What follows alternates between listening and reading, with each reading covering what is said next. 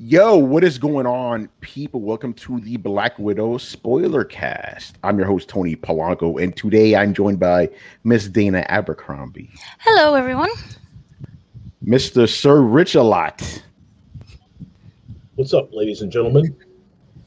Jose Polanco, my illegitimate son. Hello, everyone. Carlos Romero. Yo, what's going on? Chris Seeley. Hey, what's up, everyone? And joining us for the first time on a Koalition spoiler alert podcast, my co-host of Throwdown, Mr. Emilio Lopez. So, people, look at this. This is crazy. I get to see a bunch of people that I haven't seen in a while, and then some people I haven't actually talked to in person. This is crazy. Dun, dun, dun. All right, man. So yeah, we're here for Black Widow. This was a little bit of a late in the game podcast. Like we had no idea. Like during the Loki podcast we were doing yesterday, we were just like, "Yo, should we do one for these? I think we should do one with this." So because we had a lot of thoughts during that podcast, like, "Yo, this ain't the Black Widow podcast. Let's chill out." You know? Got a lot of sidetrack. Yeah, so we're doing this right now, and Dana, thank you for letting me host. You're like, Tony, you know this shit better than I do. You take it over. You know, you do the TV stuff, I'll do the movie stuff. Sometimes, depending on the context. But yeah, Black Widow. So as we usually do here, I want to get everybody's like quick take, like a minute or so, just hot take, and then we'll go deep into it because there's a lot to discuss today. So Dana, we'll start with you. Quick thoughts on why you hated this movie so much. Just giving it up. It was a 2009 movie, phase one, that really didn't serve any purpose aside from, here's our next TV show. It did nothing for the overall scope of the MCU and the individual. I didn't really care. If it was smushed between, like in phase one, like I said, maybe after Iron Man, then I would have probably cared more. And also when you go back to how she died, I didn't care then and I didn't care now. Spoilers. Damn. Yeah, and we could spoil Endgame, right? Manny, quick thoughts. Personally, I actually quite liked it. I liked that it was sort of self-contained. I mean, I wasn't expecting anything more than what it was. It was just a fun little self-contained action movie, which I feel like is kind of missing from the MCU movies these days. Everything's got to connect into everything. I just sort of it's her dealing with whatever her problem was, and just sort of, going on to the next thing. My only biggest issue about this film is the fact that, again, like Dana said, it's like an old film that was made now. It should have been put out years ago, around when Winter Soldier came out. Yeah, for sure. Yeah, we're going to get into that. Jose? Yeah, I agree mostly with what Emilio was saying. I like these self-contained movies. I don't like when everything is splattered out, especially after Endgame, when we had 10 years of this. And I did really dislike what they did with Taskmaster and things of that nature. But besides that, I mean, this was a fun action movie. I wasn't expecting this to break anything and all this other. Yeah, this was fine. It was a 2-hour thing, which was done late. And yeah, it was what it was. Cool. Chris? Well, besides there was quality acting, good action scenes, but I think that trying to do a poor man's Winter Soldier or Born Identity is not the way to do a women's empowerment movie. Like duplicating these two movies poorly is not a good thing. And they say imitation is the best form of flattery, but this is a bad imitation of two better movies. Oh man, I got something to say about the Born Identity stuff later on. Carlos? Yeah, I'm not quite as vitriol as Chris is here. The movie was good. It had good set pieces. It had good action. It had good acting. Going back to what Dana said, yeah, it has nothing to do with the overall narrative at this point, except for setting up part of a TV show. Whether I mind that or not, it kind of doesn't matter at this point, because when they mentioned that a Black Widow movie was getting announced, I knew there wasn't going to be an overarching narrative with this, because obviously Black Widow is dead in the current time. Honestly, if this movie would have come out during the timeline when this actually happened, it would have been, I think a lot of people would have been happy with this movie. I mean, a lot of people are happy with it, but even more people would have been happy with it. Overall, really good movie. Middle of the road MCU movie, maybe upper, not upper tier, but more above average. way better than there's a lot of kind of really bad MCU movies. There's middle of the road ones. I think this is more of the middle of the road, a little bit better than like Doctor Strange, for example. All right, Rich. Okay, for the critics that said this is the most amazing Marvel movie ever made, I don't know what they were smoking when they said that. Controversy. Let's go. It definitely is, in my opinion. It's a middle of the road movie, just like Carlos said. I like some elements about it. Some stuff I didn't like Joey mentioned Taskmaster, which we will talk about a little later on. I had a little bit of an issue with that, but I agree with the large majority of what's already been said. I think putting out the self-contained movie is all right, but I think the timing of it is very important. And when you see that she mentions in this movie that yes, the Avengers are broken up now. That's why I think, well, why couldn't this have been a movie that came out during that time as opposed to now? Because you already know what happens with her. So that's my main criticism. But we'll get. I'm not really gonna add too much that you guys haven't said because I'm watching this. I'm like, this is like 10 years too late, or I guess maybe 6 years too late because it should have come out after Civil War, right? Because before Infinity War. Before Infinity War. After that, so it just seemed like the movie was just made to like fulfill a contractual obligation or something. You know what I'm saying? Like, oh, Scarlett Johansson needs a movie. Here it is. You know, that it kind of felt like that. It was good. I had a lot of good action scenes, but the more I thought of it, I'm like, this is kind of a meh movie, like lower tier Marvel as far as I'm concerned.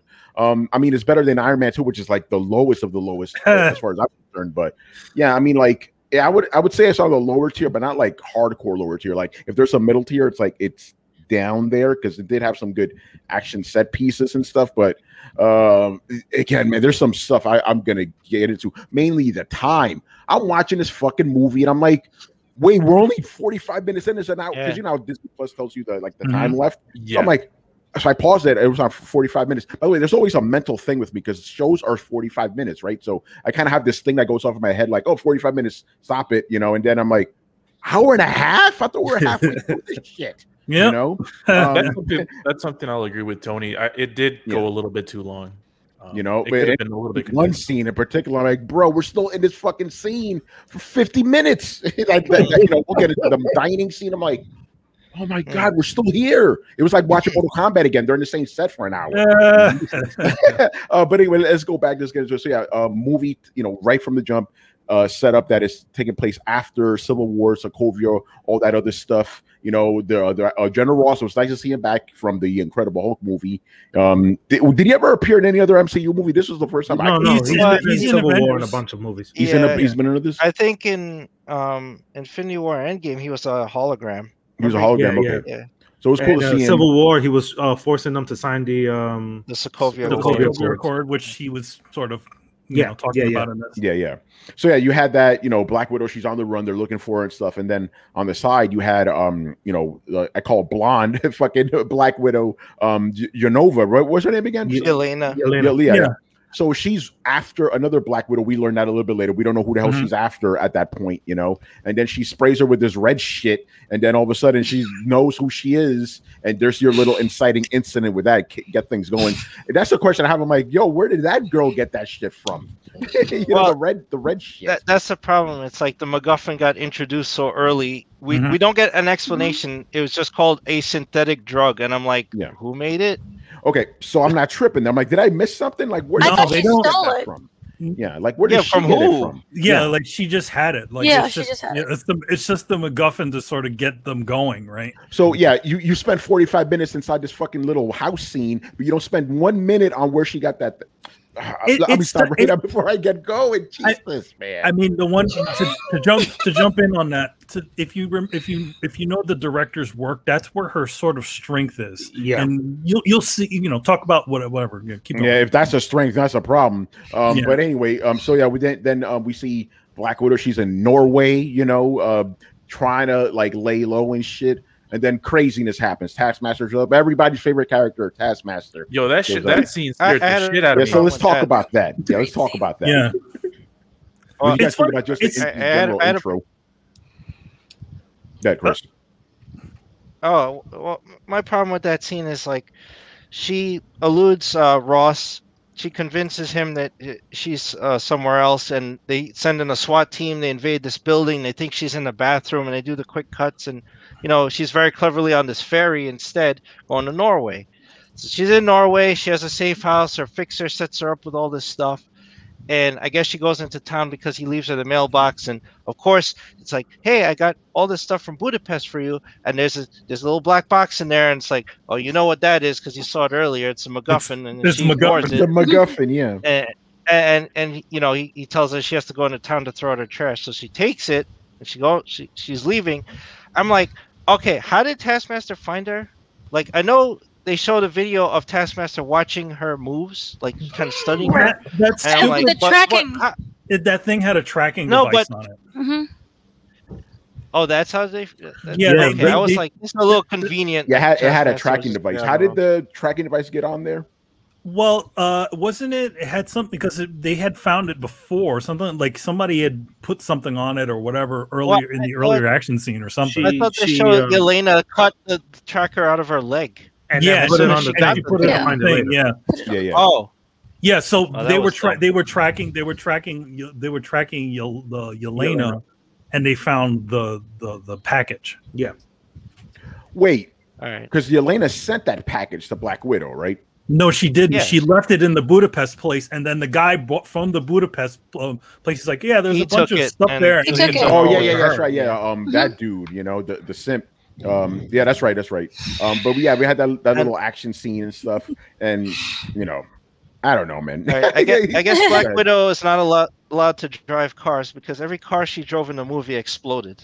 Yes, like Taskmaster blew up her first car, and then they had the chase scene in Budapest, and then Taskmaster blew up that car. That's why she took some motorcycles. Yeah, you got to just drive a motorcycle.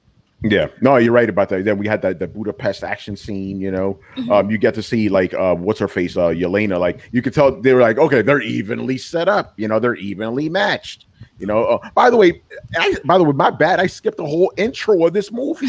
Yeah, because it was like the whole intro. Well, 1995, Ohio, right? Little girl. By the way, I didn't I was like, yo, that's a girl, bro. Like I thought it was. I had the same thought. It looked like Quicksilver from the TV show. No, that intro gave me. Oh, go ahead, Joey. Go ahead. No, sorry. That intro gave me PTSD because that's Ever Anderson. That's Mila Jovovich's daughter.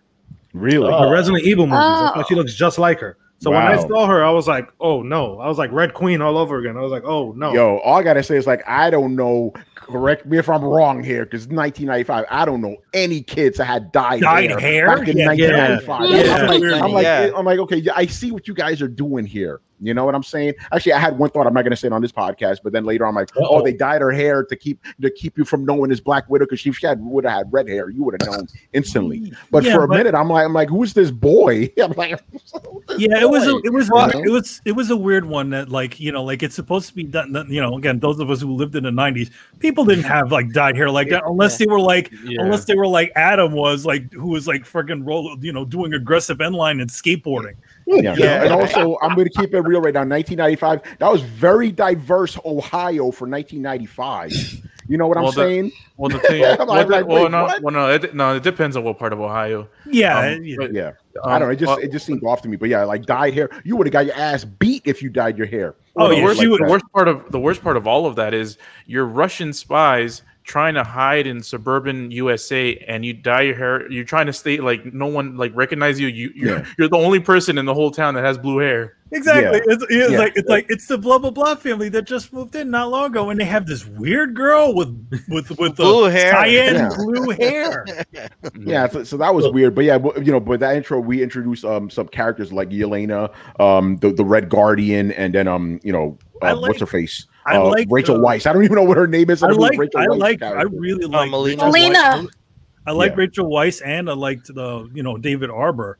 Yeah, Rachel Weisz. I swear she could have been a Black Widow if she was younger. She could have been the Black Widow. Well, I mean, even when she had the suit, I'm like, you look like you can do stuff. Yeah. She still looks good, So we had that little intro, and you find out like, oh, they're actually Russian agents, and apparently they succeeded in their mission in Ohio. So I guess they were discovered because motherfuckers was coming after him. Well, remember the Red Guardian totally ended that base, which they should have showed him. They should have showed him. He only said it later. And a lot of the biggest one of the issues of this movie is the show don't tell sort of problem, because there's a lot of sequences where everybody's going, oh, we did this, we did that, how come we didn't see that?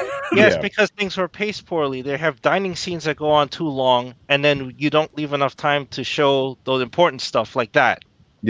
I disagree. I think that scene is perfect, because when you see the family, you don't know what they're doing. I get why they did it there, but I mean, to be honest, it seems like a lot of the stuff that the characters seem to be talking about sound like these really awesome fucking things. Like he says he burnt down the place. He fucking destroyed it. Oh man, that would have been cool to see. We're talking about the second dining scene, or when they were young? The first one. The 95 flashback. Okay, the 95 flashback, because he says that he did all this stuff. Yeah. Like, I destroyed, they made the dread, and he's like, give me back my suit. It's like. So, by the way, I would be remiss, because I by the way, shout out to J&L, my man Dave. He said, Tony, you got to talk about this on the podcast. Dude, what's up with that cover of Teen Spirit, man? That's the worst part of the movie. In the opening credits. Yeah, that was bad. That was bad. I felt like I was watching one of those lousy video game trailers. Yeah, you're right. Why do we have to do? Oh, let's take a grunge song and slow it down. No, I like that. Nah, I was trash. I didn't like that. Yeah. So overall, what did you guys think of that intro? The whole family, because obviously that comes into play later. I didn't mind it, because there was always a sense of even when he came home, there was always a sense of, hey, something's not right, and there's a little mystery of just like, all right, cool, we got to grab our things, get in the car.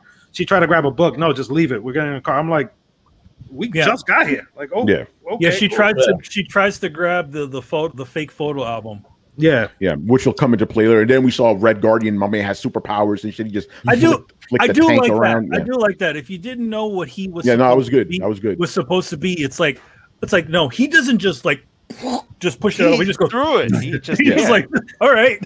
Yeah, no, that was good to establish that, because at that point you're just like if you had known what this movie's about, you'd be like, okay, it's just a regular spy family. Then this motherfucker got powers. Like the Americans. So that it was all right for establishing that, and obviously it comes into play later. But that was also one of my other problems with the movie. Red Guardian himself, I got some issues with my man. We saw that. And then we saw the introduction of the main villain of the movie. As a younger version of him. And you see the whole Red Room thing with the little girls and all that. Go ahead. My biggest issue with that is that with this in general with the film is that you only get to see the villain literally in like a far shot. Yeah, I'm like, okay, he's the leader of this Red Room, and he's this kind of skeevy Russian dude in a freaking tracksuit. Oh yeah, and you only see him there, and then you see him way at the end of the movie. Yeah, like he's supposed to be the big bad, and he's not in the entire movie. Yeah, right. So that's a fail. Also, what else is a fail is that for 10 years we've been hearing about Budapest. Oh, and her history with Hawkeye. Yeah. Oh, Clint and I in Budapest. Budapest, red on my ledger. Blah blah blah. We've heard this over and over again, and then we get there, and it's a 10-second scene of her blowing up a building with a little girl in it, and that's it. I'm like, seriously? We don't even see him. He's just a voice on a radio telling her to blow up the building. Mm-hmm. Yeah, that was like a downer. Again, they don't spend time on that. They spend time on this other shit that shouldn't be there. Anyway, so that was the intro, and then we could go back to the inciting incident stuff. Like Natasha has to figure out what's going on. She goes to Budapest. She fights her sister. They're evenly matched. All this other shit. What about the fight with the fight that was unnecessary? What about the fight with the Taskmaster? I don't know. I didn't like that fight. The fight on the bridge. The fight on the one on the bridge. Yeah, the one on the bridge. Yeah, I enjoyed that. I thought it was okay. Yeah, I enjoyed it. Good. The problem was how it was set up. Like Taskmaster should have eliminated her and get the vials. Instead, like a computer, she went, "Oh, the primary target's the vials." Ignores Black Widow and goes to the vials. I'm like, wait a minute, you're ignoring the top Black Widow like, that's not a problem. I'm just gonna go pick up the case over here, right? Yeah. I'm like, are you serious? It No, it doesn't make sense. No, I didn't see an issue with that. Only because this is again, this is the first time we're seeing Taskmaster. Outside of comic books and stuff, we know about it. We know, okay, this is a objective based character that's here for this one thing. No, we don't. I just see the movie. I don't read comic books. All I know is Skeletor showed up and shot her with a rocket, and then decided to kick her ass, but then stops to pick up a black case that we don't know what's in it. How do I know what the fuck is going on? All you know is you have a lady you've been following for 10 years and she's a fucking Avenger who fought aliens. And this bitch thinks, oh, well, she's not good enough for my time. I'm just going to go pick up this briefcase. That's fucking stupid. I feel like it was a weird sort of way to establish that the Taskmaster was specifically going for the case, because it's like, yeah, I do agree where it's like, okay, why not take out the Black Widow? You know, the supposed person who totally left the Red Room and all of that other funky stuff, you know, and we obviously know that Harvey Weinstein is always watching through her eyes, right? So like, why didn't he just be like, go get her too, destroy her, you know? Yeah, no, there you go. Yeah, totally. Oh shit. Oh man. No, for me, like, I'm pretty sure I've seen this trope in other movies where something that is just like at a target just goes for the target that they're meant to do and just ignores everything else. Like, that's the way I saw it. And then throughout the movie, I'm like, when the revelation about it, like how that it's just a fucking programmed person, the programmed daughter, I'm like, oh, that makes sense. Doesn't really have a mind of its own. But yeah, I mean, I did like the little bit of stuff where where it's sort of, you know, they show the abilities of the Taskmaster, but I do feel like you know, and it did feel like it was dangerous, but at the same time, it didn't feel dangerous enough. Yeah, you know what I mean. You know, like you know, right there, he just pulls out the Black Panther claws. That's later on in the film, but I feel like, you know, and he does a little bit of swinging like Spider-Man, but I wanted to see a little bit more of what it was doing. You know, like, again, I feel like it should have been owning her a little bit more. Yeah, no, I agree with that. Like, because again, Taskmaster, and this could be just bleed over for me knowing the comics. I'm like, yo, I want to see more mimic shit. Like, you saw just a little bit of that. And how much was technology helping her? There's all this heads-up display. I was like, what is all this? Like, all this technology was popping up in her face. I'm like, is it telling her what to do, or is she? Because he said later that she was mimicking moves. So mimic. So did she need what was the heads-up display? I didn't understand that. Well, in the heads-up display, you see when Scarlett Johansson was in front of her and they were both positioned in front of her, you see her joints and you see her skeletal. It was mapping out her pressure points. Yeah, and no, is that what it was doing? It was really looking like it was analyzing her move. Yeah, I couldn't tell how robotic Taskmaster was, because I don't like that. You know what kind of annoys me about that is that they did that to Bane and Batman and Robin, and that's one of the worst comic book movies ever made. Yeah, right. Where they dumb down Bane into a robot. Basically, you just hit a button on his chest to tell him what to do. The big red button on his chest. Yes, the big red button. And then I was like, is Taskmaster just that? Is she just Bane in this movie? Well, looking at Bane in that movie and looking at Dark Knight Rises, he's pretty dumb in both of them, to be honest. No shit. So maybe that's the comic version of him. Yeah, we could get. But yeah, it's what they sort of the big. I think the sad part is that they essentially turned Taskmaster into a glorified hench person, essentially Boba Fett, who looks really cool in the outfit, but really, you know, is just there to not talk and punch things. Yeah, no, you're right about that. And it's kind of nobody filmed. Yeah. Where were all the cell phones in the subway when she's walking down there to go kill the two of them? I would have thought people would add, holy shit, yo, look at Skeletor over here. Like, yo, I'm firing up TikTok right now. Yo, look at this shit. They didn't have that shit in 2016. Yeah, it's like 2016. No, that would have been. Oh no, they had Vine. Vine. It would have been Vine. Yeah, it would have been Vine. They would have been on Vine. Oh my god, look at this. I mean, she had a Windows phone. She had a Windows phone. Yo, put it on Beam, man. Yeah, what a ooh at, man. Yeah. But to go back on, like, now we're gonna go to the fight with Yelova or whatever. I personally, I like her because I feel like the one thing about Scarlett, I like Scarlett Johansson, but I feel like a lot of her issue is she acts really stone-ish. Yeah, very stone. Like she's very like, and I feel like that's why they decided to surround her with all these better characters to sort of level her up because essentially I mean she's like the straight man of a comedy duo, right? You can't put the straight. What? That was random. Okay, so.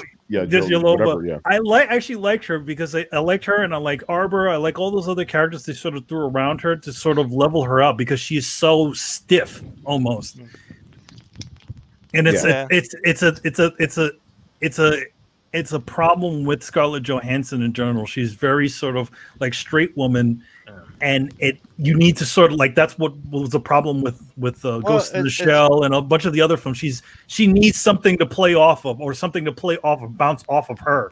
Well, that's why I felt like Joey's wife stole the scenes. She had all the humor. That was. Yeah, I thought like her lines were fantastic. Like, they go in the 7-Eleven to get first aid or whatever, and she's like, I don't think your friend the god from space needs ibuprofen after a fight.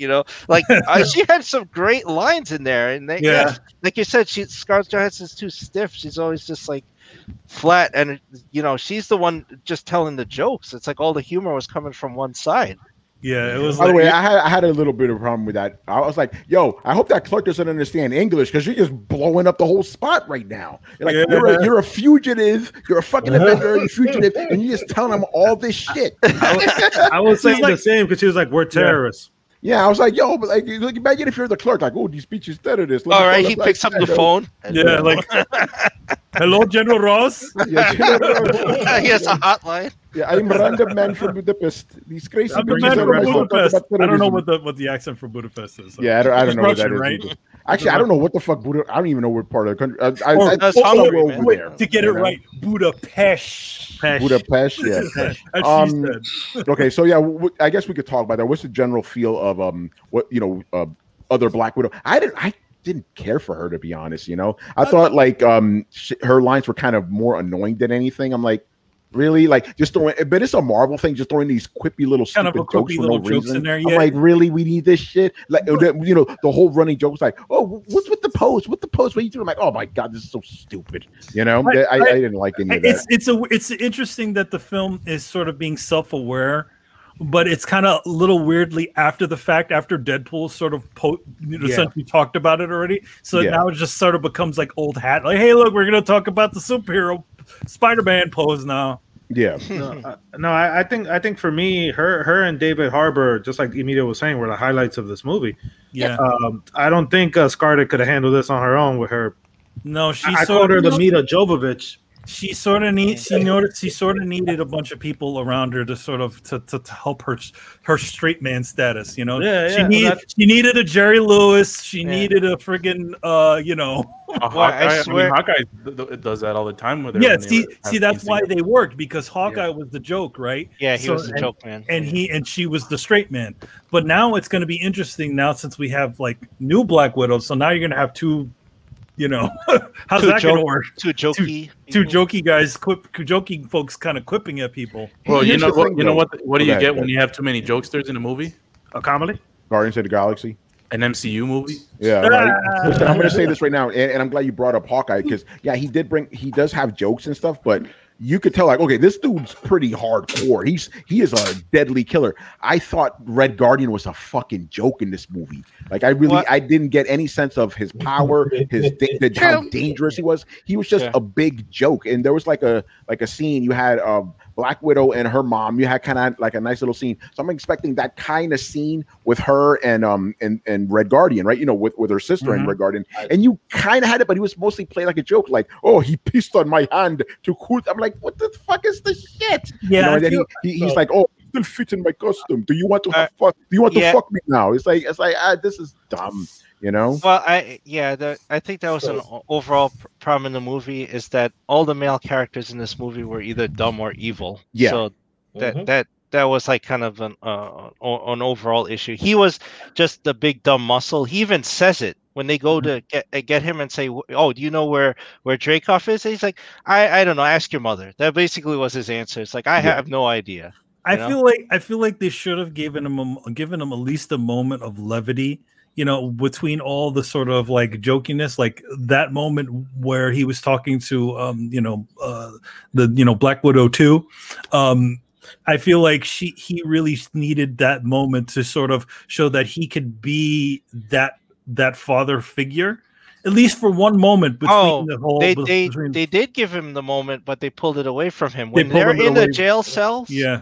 And he's confessing his soul, and it's like, oh, that's not Scarlett Johansson, that's Melina, and she sort of goes, haha, it was me. Yeah, I think the confession was worthless, like kind of. I actually kind of like that. I think the problem he was the levity in the movie. It's like it's too much of it. But and Chris, I'm glad you said, because I thought like, is every male character in this movie just stupid or evil? Like, you know what I'm saying? Or a simp, like a Black Widow's guy? Like, what the fuck is this?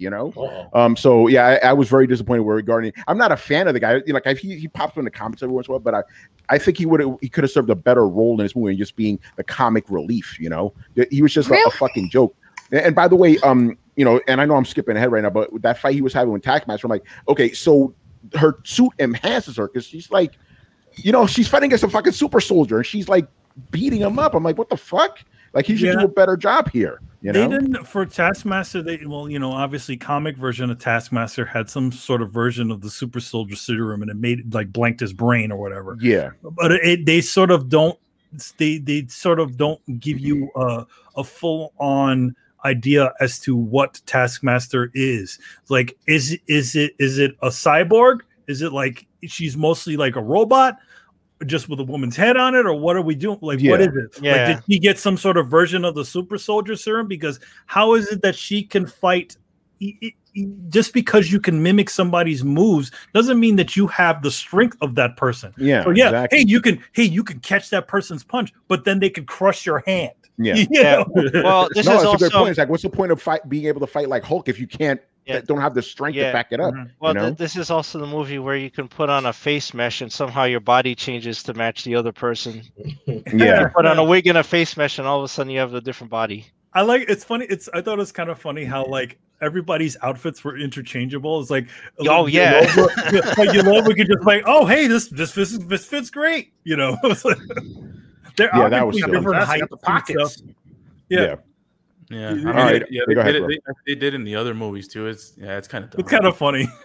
Yeah, it's kind of silly. All right, so I guess we could move. I mean, anything else you guys want to say about the whole Budapest? There's a lot of action scenes in Budapest. I like them, like just back-to-back action. But Chris, you're right. When I was watching all that, I'm like, I kind of want to watch the Bourne movies again, because it was definitely of that level. But it just, but it, because it's PG-13, it wasn't as brutal as those movies. The one thing, like I did like all that. It felt like that point.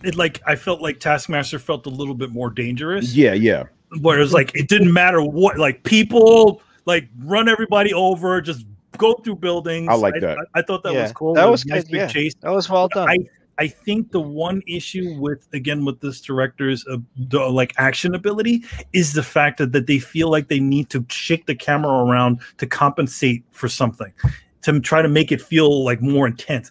To be honest, I just wanted to see him like, even with Yelova, like I wanted to see like that, like how good they are, and all, because of their training. Like, how can we see that? But it just felt like they're like, whoa, shake the camera around. Yeah, but the Bourne movies did that. The Bourne movies did that too, But the thing is, you could still tell there was some like good stuff going on there. Like it did feel like in this movie, and it's a problem with a lot of modern action movies. Like they just do all that shaky stuff just to compensate for the fact that they can't direct a good fight scene. They can't direct a good fight scene, or they want to hide the fact that 90% of the stunts are being done by stunt doubles. Yeah. No, but in terms of the Red Guardian, I did enjoy how they were basically joking on him most of the movie. Even in the dinner table, they were like, "Oh yeah, you're the Christian Dynamo." It's like, no, the Red Guardian. I was like, well, that joke was funny. He's like, "Oh, you're too busy being the Crimson Dynamo," and he went, "Oh, Red Guardian," which is that Russian Iron Man knockoff. Yeah. It's funny. They sort of gave a little lip service to as I said before the show, Ursa Major is in the show in the movie. Like, but he's not a giant bear. He's arm wrestling. He's just a giant man, and he's he just breaks a giant his arm. Man. Yeah. He gets pissed off because he said, "What year did he fight Captain America?" And he's like, by the way, good segue. Let's talk about that prison scene. You know, the whole thing that the prison breakout. It was cool to establish them, but then at the same time, again, playing them off as a joke, like, oh, like you didn't fight Captain America. He was still frozen. What the fuck are you talking about? You know. But then we had that little scene where he got the care package. That was cool. But then another joke. You know, and then we had the Black Widows come in, all that crazy action going on. It's funny though, like with Red Guardian, though, it's like they sort of established that he was some sort of hero in. He even had toys. He even had toys. Toy line. He had a toy line. But it's weird because it's like the way the obviously because they keep on adding and adding to the MCU sort of stuff. It's so weird because like the way they sort of established it before was like, oh no, there were no other superheroes. Before Iron Man. But then you come to find out, oh no, there was an Ant-Man, there was the Sorcerer Supreme, and there was all these people like some of these people who actually had media service. So it's like, okay, so then Iron Man's not that important anymore, right? Russia had already had a Captain America. I was thinking that's one of the issues they did with Taskmaster. As you were saying, they made him more like a henchman here and stuff like that, and I was thinking about like it sucks because they put Disney put themselves in a hole where it's like we can't really flesh out this guy because this woman the question would then be like, where were you this whole time if you were so big and so this and we established all this, where were you this whole time? Well, that's what they're gonna do with Eternals. Well, no, that's my problem with the retcon stuff, because this exact conundrum ended up with Captain Marvel.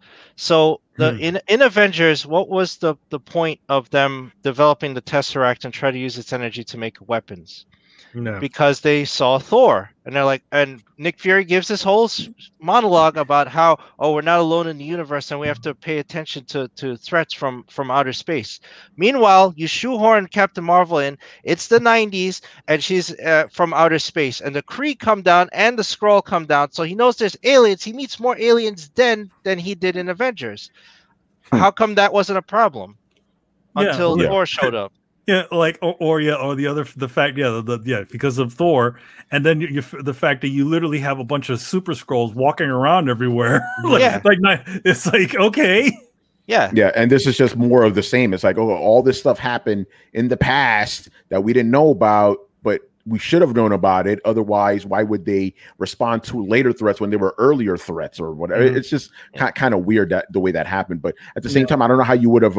I think maybe Red Guardian should have been established beforehand. But at the same time, and this is something that's just the problem with this movie. It's just kind of a throwaway movie, so it kind of doesn't matter in the end. So, but I agree in general. It's like these things are just being thrown in there, like haphazardly retconning all this stuff without thinking about what had happened before, No, that's what the TVA's for. They're there to fix all of that shit. No, right? Man. That's explaining why there's a different roadie, and there's what was this name? That there should have been a scene of Terrence Howard in the TVA getting pruned. Yeah, he should have been on that planet, right? What am I doing here, Tony? Yeah, right. That's why Edward Norton wasn't there. Yeah, that's why Edward Norton. The Hulk is different too. Yeah, that's all that. Honestly, if I'm being honest, I would have rather Terrence Howard open the door for WandaVision instead of fucking Quicksilver. Whoa. That would have been better. But again, that was the biggest issue. One of the other issues I've had with this film. But again, to be honest, I wasn't expecting this thing to be like a megaton at all. Like but I feel like, again, if this movie was made when Marvel movies weren't interconnected, as much, I think it would have probably played a lot better than if it was like now, because it almost feels like we just got a movie that should have been here, like, whenever, again, Winter Soldier came out or whatever. But I agree. It's also a little weird. Where it's just, like Chris said it, where it's sort of a semi-clone of that. What is the Taskmaster? The Taskmaster is somebody from the main character's past that have come back to essentially beat the shit out of them. Right? Yeah. It's the same. It's almost the same idea, except this time the person that you supposedly thought was dead, nobody knew it. Yeah, I'm gonna rant now. Yes, this is my poor man's Winter Soldier argument. Okay, so Steve Rogers and Bucky Barnes had a relationship. They were boys in Brooklyn. They joined the war effort, right? Steve Rogers becomes super soldier. They fight. Bucky becomes part of the Howling Commandos. These guys have history, and then he loses his friend off the train, right? And then he finds out years later Hydra took him, made him a weapon, whatever, and then they fight. So you have that build up to the Winter Soldier and what an emotional impact is. It was my best friend. This was my boy, and they turned him into a weapon. He's trying to kill me, right? That has emotional impact. Black Widow only saw this girl for 5 seconds through a window, blew her up, and then feels bad about it later. And then we're supposed to care that she feels guilty that she's the Taskmaster. It's like, what? This isn't the same thing. This doesn't have any emotional connection. This wasn't like her daughter or her niece or her sister.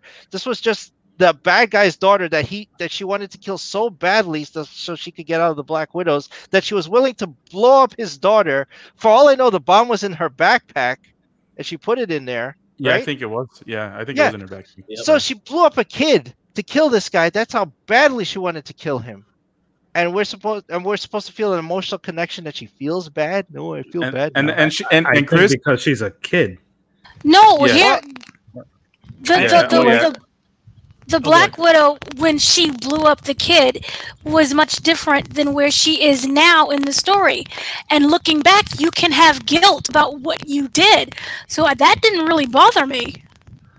Guilt is not losing your brother in arms or your brother to a war. Wait, but no one's saying that this is better than Winter Soldier. Let's just make that clear. But I do want to just reinforce with Chris that I agree. It's like because they're trying to. I'm not going to go as far as saying Winter Soldier. I do agree with what you're saying, or at least understand it. But you're right. They introduced this character of Taskmaster. They tie her in with Black Widow to give it some emotional resonance, but it doesn't come off because the only interaction they ever had with each other was her looking at her through a window, and then 21 years later, we have like them meeting each other, and it's like.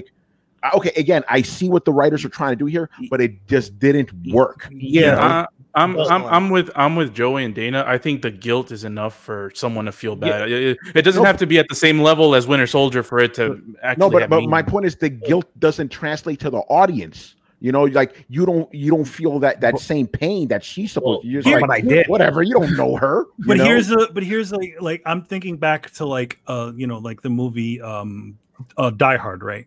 The police officer in that movie, Carl from the Family Matters, right? Now he tells you they do a tell don't show, but his convincing you that why he didn't have a gun or why he didn't use a gun was so impactful. Yes, that you got why he did. That's why when he shot off it was impactful. Like, oh shit, he did it. He broke out of his thing. He finally killed him. Yeah, he killed the big blonde dude. Yeah. Hold on, I gotta harp on that because you're right. Think about that. That was purely tell don't show, right? And it had more impact than this movie did, which did show you everything that happened. Can we just be fair here? But then again, my man, Reginald, what's his name? What's his real name, Manny? Reginald Johnson. He's just a better actor than fucking. He's a better actor. I feel like if they settled Scarlett Johansson with that, it probably wouldn't have played so well. So they had to do a show. They had to do a show don't tell with her. Yeah, exactly. Go ahead, Carlos. Rich, my bad. Just real quick. If we keep comparing this movie to the greatest action movies ever made, we're never gonna go anywhere. I know. No, fuck that. I will compare it to the. It's not as good as Winter Soldier. It's not as good as Die Hard. I'm like, no shit. But you have to compare it. You can't just see like a movie in a vacuum. It exists compared to other movies, so you have to do it. So I will allow it. One thing I would say to that, I know Chris was comparing the Winter Soldier, Bucky, but those are two movies we're comparing in the span of. But my thing with Black Widow is, she was supposed to be trained to be this rogue, hard, crazy killer and stuff like that. But even throughout the whole movie, when Yelena was asking her like, hey, you killed a daughter, Did you make sure she was dead? Did you do? I don't remember. I don't. Yeah, she didn't do her job twice. Like, did you check the body? Yeah, you see her body. You see a the building like, fell on them. They're dead. It's like, come on, really? I feel you're like supposed to be this thorough ass, badass assassin. You're not even doing your job right. You know? Come on, man. Oh, Rich, let Rich. Oh yeah, go ahead. Yeah, Rich. I'm sorry, Rich. I'm sorry. Oh no, go ahead. This will be quick. I think this is a failed attempt for them to try to explain why Black Widow died in Endgame, and to try to make you feel as though this character, you know, the death meant something. But the problem is that she really didn't kill the daughter, so it didn't mean anything. The funny thing there is, throughout this whole movie, this lady's always jumping off ledges. So if she's preparing her whole life. Yo, they took a scene right out of Resident Evil. You know when she's running from the explosion, she takes out the two pistols and shoots the window. Well, I was like, God damn, this Mila Jovovich running right there. Yeah, no, you're right about that. That was a sequence from the comics too, where a lot of this it's a more recent Black Widow book, which I'm sure Joey has right there. That one. Yeah, that's what a lot of this is sort of taking. The visual aid god. The visual aid god. No, but, I have a question. But by the way, Carlos, just real quick to what you were saying before, because again, I personally don't feel there's a problem compared to other like movie stuff. But if you just take it on its own, separate from everything, I still don't feel there was any emotional connection with those characters. You know what I'm saying? They didn't play it off right. Like the guilt she's supposed to have, it didn't translate right. Take everything out of the equation. Just this movie alone, I don't think it pulled it off right. You know, go ahead. Well, so Dana's muted. Dana's muted. So I'll go real quick. Yeah, go ahead, Carlos, and then Dana. Two points. One, to talk about Tony's. And that's part of the movie. People are either gonna feel something or not, and that's just I think that's just part of the conversation. Second point, the fact that that she needed to kill the daughter to kill this guy in order to join the Avengers.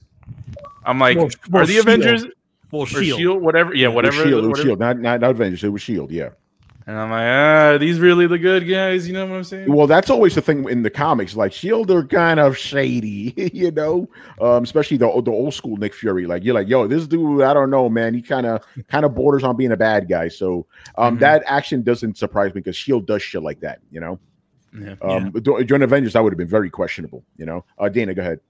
No, I was going to just simply say that it seemed that she was more upset about the fact that the daughter was being mind controlled by the father than the fact that she tried to kill her. So then maybe that is the only explanation I can come up with why at the end she embraced her and was like, no, it's okay. Family. Yeah, I mean, that could have been helped by a line. Instead of the line where she said, I think about my mother every day, her real mother or whatever, she should have said that there's not a day that goes by I don't think about killing that girl to kill Dreykov. Yeah, right? Wouldn't that have an emotional impact? Yeah, it probably, like, if this was something that, like, a prevalent thing that was sort of going, that she was having throughout the film. Like, in other words, when she's alone, or she's waving, nice little Easter egg showing, a James Bond film, but, essentially she's in a sort of James Bond film. But I feel like, that could have been something that could have been prevalent throughout the whole film. Like, you see that explosion, you see the beginning of the movie. I agree with you. The beginning of the girl. Yeah, because that way you would have been like, oh, okay. Then it would have, because it kind of came almost halfway through the movie. Yeah, that scene. So you're right. It left an impact. She's in the, in other words, she's when she's left to get the idea that when she is left alone, that she still thinks over this situation that happened. Yeah, I agree. It would have been better if you had that exact same scene like earlier in the movie, and maybe you'd be like, wait, what is that about? What's she thinking about? And then later on you find out, oh, this is what happened. And then later on, it's like, oh shit, she's actually still alive. You're right. I think that would have been better. I know when they talking about the emotional part, or whether that resonated or whatever, that picture book scene, that almost got me. Where I'm just like, they're looking over the picture book and it's like, it's fake. And then they were in the dining room and you can shake your head, Dana. It's all right. It's my that's what I felt. And we get into that soon. No, but again, things that hit differently because I saw. I'm like, oh, okay, and now I understand what the picture book is, but whatever. But let's get to that scene. right? You know, we had the prison break. Like, hey, I don't know where the red room is. Let's go talk to your mother. You know, so they go see her mom and Rachel Weisz, you know, somewhere where the fuck she is, chilling with the pigs. Yeah, chilling with the pigs. I like the pigs. The pigs were cool. You know, I like them. By the way, I find it weird. I'm like, why do you have to CG the pigs? Pigs are smarter than dogs. You could. Well, you can't train a pig not to breathe. Yeah, no, but I'm talking about when they were walking. Like, it was walking. No, those were real pigs. Those are real.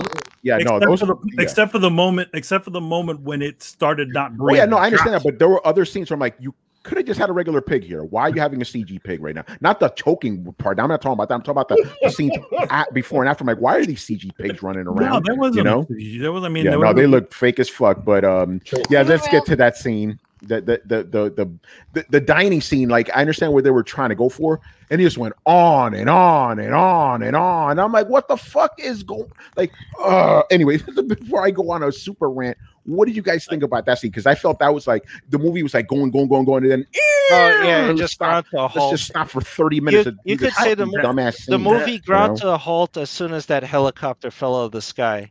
Because that was like that like comedic moment where he said, "Oh, we'll make it to St. Petersburg," and then all of a sudden the helicopter just falls to the ground. And they get out of it. That's when the movie ground to a halt. Yeah, that was bad. I feel like I did like the sequence with the pig because it also showed that you know, Black Widow's mom, or Iron Maiden, as she's supposed to be known, Maiden. You know that she is kind of cold. Like, even though she's petting the pigs, like, oh no, it's okay, it's okay. No, she's just really like, oh no, I'll just stop the breathing. But I do think the dinner sequence had good moments, but I do think it did go on a little bit long because I did like the Yelova part where she's like, "You didn't tell me it was fake." Yeah, you know, I thought it was real. You know, I thought that bit was good. Yeah. You know, I do think it got a little bit like, you know, like they all sort of weirdly fell into their different roles. I also did like the way that the Red Guardian and Iron Maiden were like, you know, like he's like, hey, you're still sexy. Yeah, you could tell they haven't seen other humans in a while. Yeah, like the opposite sex, I guess. Yeah. Well, she's been around pigs. I've been living with these pigs. I call this pig the Red Guardian or whatever his name was. Yeah, I agree with Manny that this scene it felt a little bit too dragged. But it's weird, and I don't know why, but I feel like Joey feels the same like about this scene. They did a really good job at showing a family that was put together for 3 years that got to see each other like later, and like they're the only ones they ever had, and the only reminiscence of family they had, and it was awkward, but they cared about each other, but it was fake. It was a weird complex and weird dynamics between all of them, and it kind of, for me, it felt like they did a good job pulling it off. I did feel like Manny though, it did go on a little bit too long. I think that was therein lies the sort of director's strength. If that was its own movie, if it was just a family drama of a weird family that was sort of messed up, that's where this director really shines at. And I feel like if this was a different movie, if it was just that, I think it would have worked better in that. But we're talking about a sort of tentpole sort of servicey sort of movie where you sort of have this momentum that sort of needs to keep going. Even in films like the Bourne movies and the Winter Soldier, to compare with the others, they had those slow moments, but they gave you just enough and then they just moved on. Yeah. Or you were learning information while you were on the go, right? Like you're trying to, okay, we're gonna talk a little bit about this stuff. Yeah, like the first Terminator movies, like you learn about all that, time travel shit while they're driving away from the Terminator. Yeah, while they're still and I do want to make this clear. I don't have a problem with that scene. I just think it went on long because I think that scene was important to have in there. It was necessary to have in there, but it just dragged and dragged. And like Manny said, this is an action. Let's just be honest. This is an action movie. Yes, you need to care for the characters and all that. Yes, but at the end of the day, you need to keep shit going. So so it's like 5 minutes at most, and just fucking let's keep going. Get when the lights finally came on, like the helicopter, like finally we're done with this shit. Let's go. If we had like a little gift to go on, it would be like, what's her face? Yeah. Pointing out her time, her watch. Yeah, like, yo, let's go. Wrap it up, B. Wrap it up, B. Yeah, wrap it up. Yo, the food's already gotten cold. You guys have been talking for 6 hours and shit. Yeah, I know with that was one of her biggest downsides with this movie, because this is her first action movie. And when it got to that scene, she did this movie a few years back called Lore. It was this war drama. And when she got to the scene, that's when I felt like, all right, this is the part where Marvel was just like, yo, you can do this is we're not going to, you do what you want here. But I felt like, yeah, she had issues with the pacing and keeping everything. So yeah, the scene did drag out a bit, but I really did enjoy the scene though. Yeah, it just didn't fit. If they would have cut like 10 minutes out of that, I think it would have been better. Yes. Again, nothing wrong with the scene itself, and there was a lot of jokes thrown in there. I'm like, come on, this is fucking dumb right now. I like the hunch one. It's like, don't bend over, you get the hunch. I didn't like that. That was stupid. Like, she's a grown ass woman. You're telling that shit. It's dumb. You get the hunch. Yeah, no, I didn't like that. No, I love it. I think that's an important point, because at the end of the day, this is a sort of I don't know how do you like the Bourne movies, like they're like running away from someone's always chasing them, like a thriller. Like a thriller. Yeah. And in this movie, it's like there's too much downtime where you don't necessarily feel like there's any anticipation or any like thrill. Like it's like so downtime that when they get to the action, like, oh, this is what this movie's supposed to be. Like they're running away from these people. And I do agree with that point. Yeah, no, you're right. Just to go back to our earlier scene, right? There was like the scene where the 2 Black Widows in the gas station just chilling. Like, aren't there bad guys coming after you? Like, yo, you're just out of the open chilling. Yeah, like, but even coming after you, Go ahead, Chris. I had another problem with this scene. There was a major revelation in it, and no price is paid for that revelation.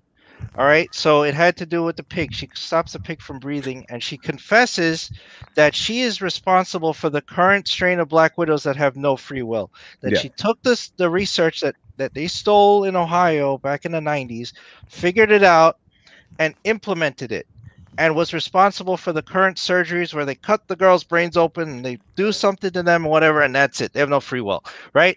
Okay, so she's responsible. How come at dinner nobody went, oh my God, you did that? Yeah, there was nothing like that. It was completely glossed over, and it's like, wow, we still have to kill Dreykov. Wait a minute, this bitch is responsible for all the current Black Widows that have no free will. Why is nobody mad? Well, that's where Yelena looked at her after everything, and she was like, one of those people they tested on was me.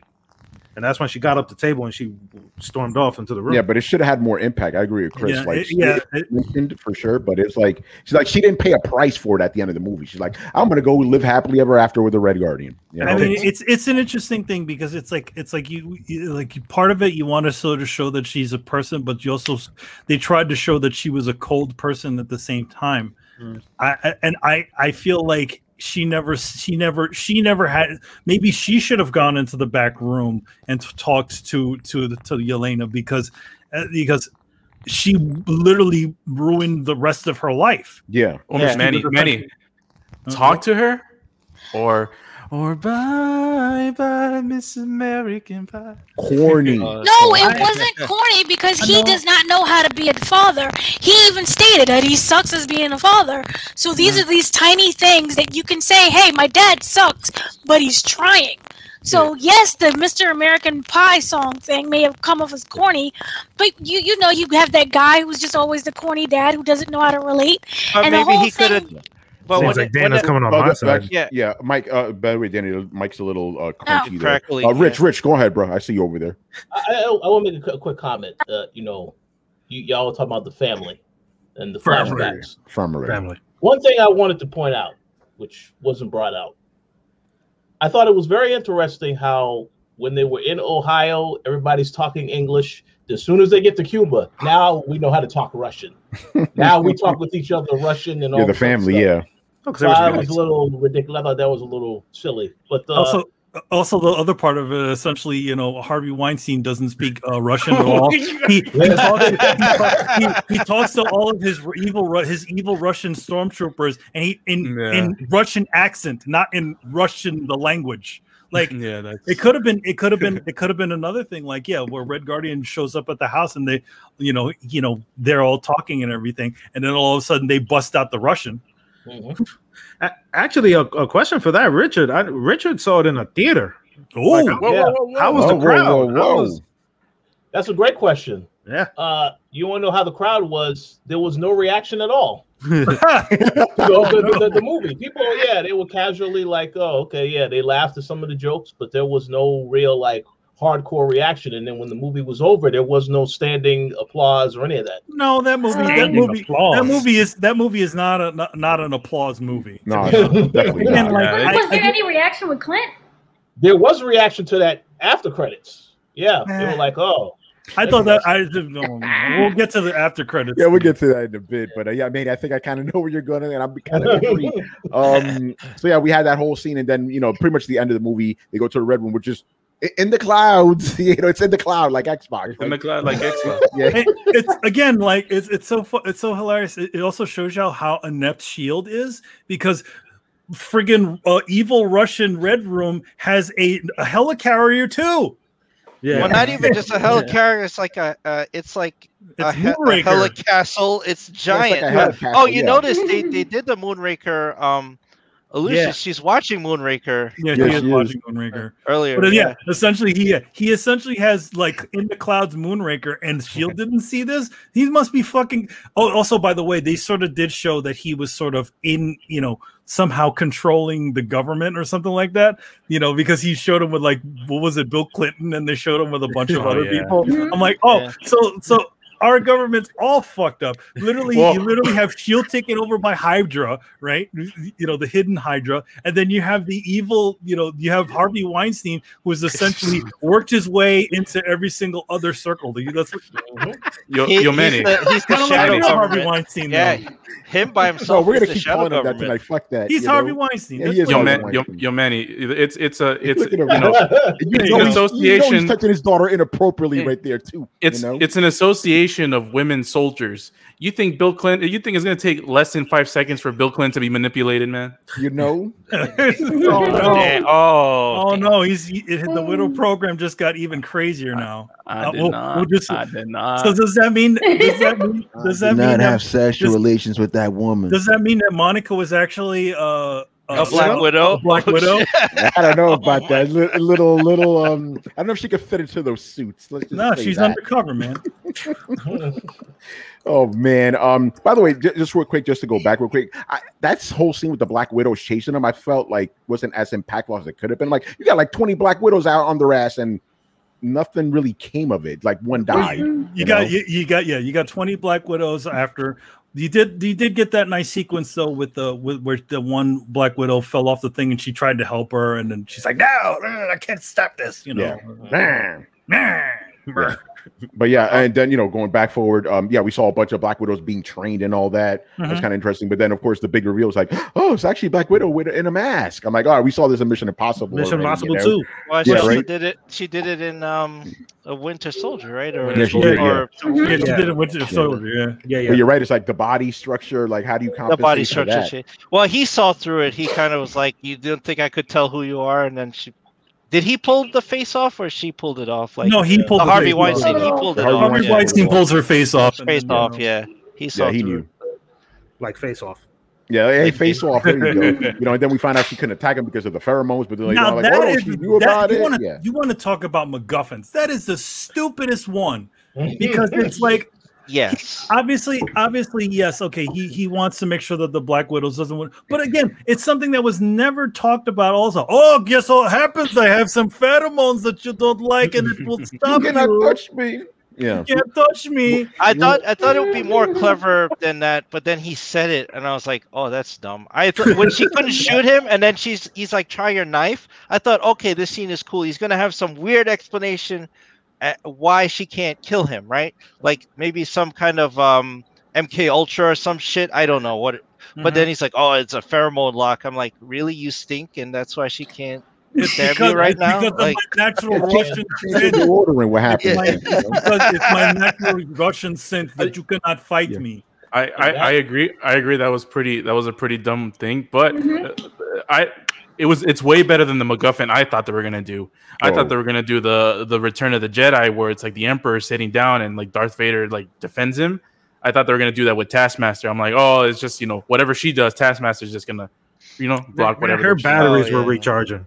Yeah, she was just kind of standing in the corner the whole time. Well, the only thing that bothered me before they even arrived was when they did the switch, when you find out that it was the mask and they switched or whatever. So Scarlett Johansson was able to get in this plane and fly perfectly there, and she knew exactly where it was at. She was the pilot. Yeah, yes, that I agree 100%. That was a huge hole. I'm like, you knew exactly. Like, unless they told you, yo, in 5 minutes, here's the coordinates. All right, I'm gonna have to like. Mama Weiss told her, but Rachel Weisz. By the way, going back a little bit, right? Okay, remember when they get into helicopter for the first time, right? Red Guardian's talking. They're like, oh, you can't hear me. So. Then him and Scarlett Johansson go to the back without headphones on. They're talking. And Yelena, whatever the fuck her name is, she's hearing everything perfectly. While 5 minutes ago, he was just like, oh, you can't hear me because you got these things on. So how does that work? They wouldn't be able to hear each other. Like, they could hear her, but she wouldn't be able to hear them. So that's a little bit of a plot hole there. You know what I'm saying? Those Black Widow helicopters are a lot better than the old shitty, whatever. But you know what I'm saying? Like, she had the headphones on, and he's like, oh, he was like saying, oh, I miss you girls. I love you. Oh, wait, you can't hear me because the headphones. Yeah, I know they both had it on. That shitty helicopter apparently was indestructible because you had a guy with a mounted .50 caliber shooting at it, right? Yeah, and Elena just gets up like annoyed, and she walks while bullets are whizzing past her, and she shoots him with a rocket. Now, I know the scene was supposed to look cool, like nothing is bothering her, but I'm like, you are under fire. This piece of shit helicopter is somehow getting Swiss cheese and has no problems handling it, right? Like, it stays up in the air. It doesn't spark or nothing. It's because the main characters, touched it, right? So anything that has super plot armor has plot armor. The plot armor just like surrounds. With the exception of Black Widow's cars, because any car that she touches, they'll explode. Because I would think at least a bike. I know it's like you think it looks cool that she calmly goes to her bag and gets this RPG out and blows him up, but like at least show some tension that she's crawling to the thing or whatever, to get to this gun. Like that would show way more tension. It just looks dumb that she would. Oh, okay, let me go get my gun out. All right, there he is. I know I know I was explaining this to Dana yesterday, but during the diner scene when they arrive into the house and I'm gonna just say Iron Maiden. I'm gonna just call her Iron Maiden. Iron Maiden. And as she's talking and you see her in the frames, they did a lot of foreshadowing. Like in the wall, they had the circle with the 16 segments and multiple areas in the house and stuff.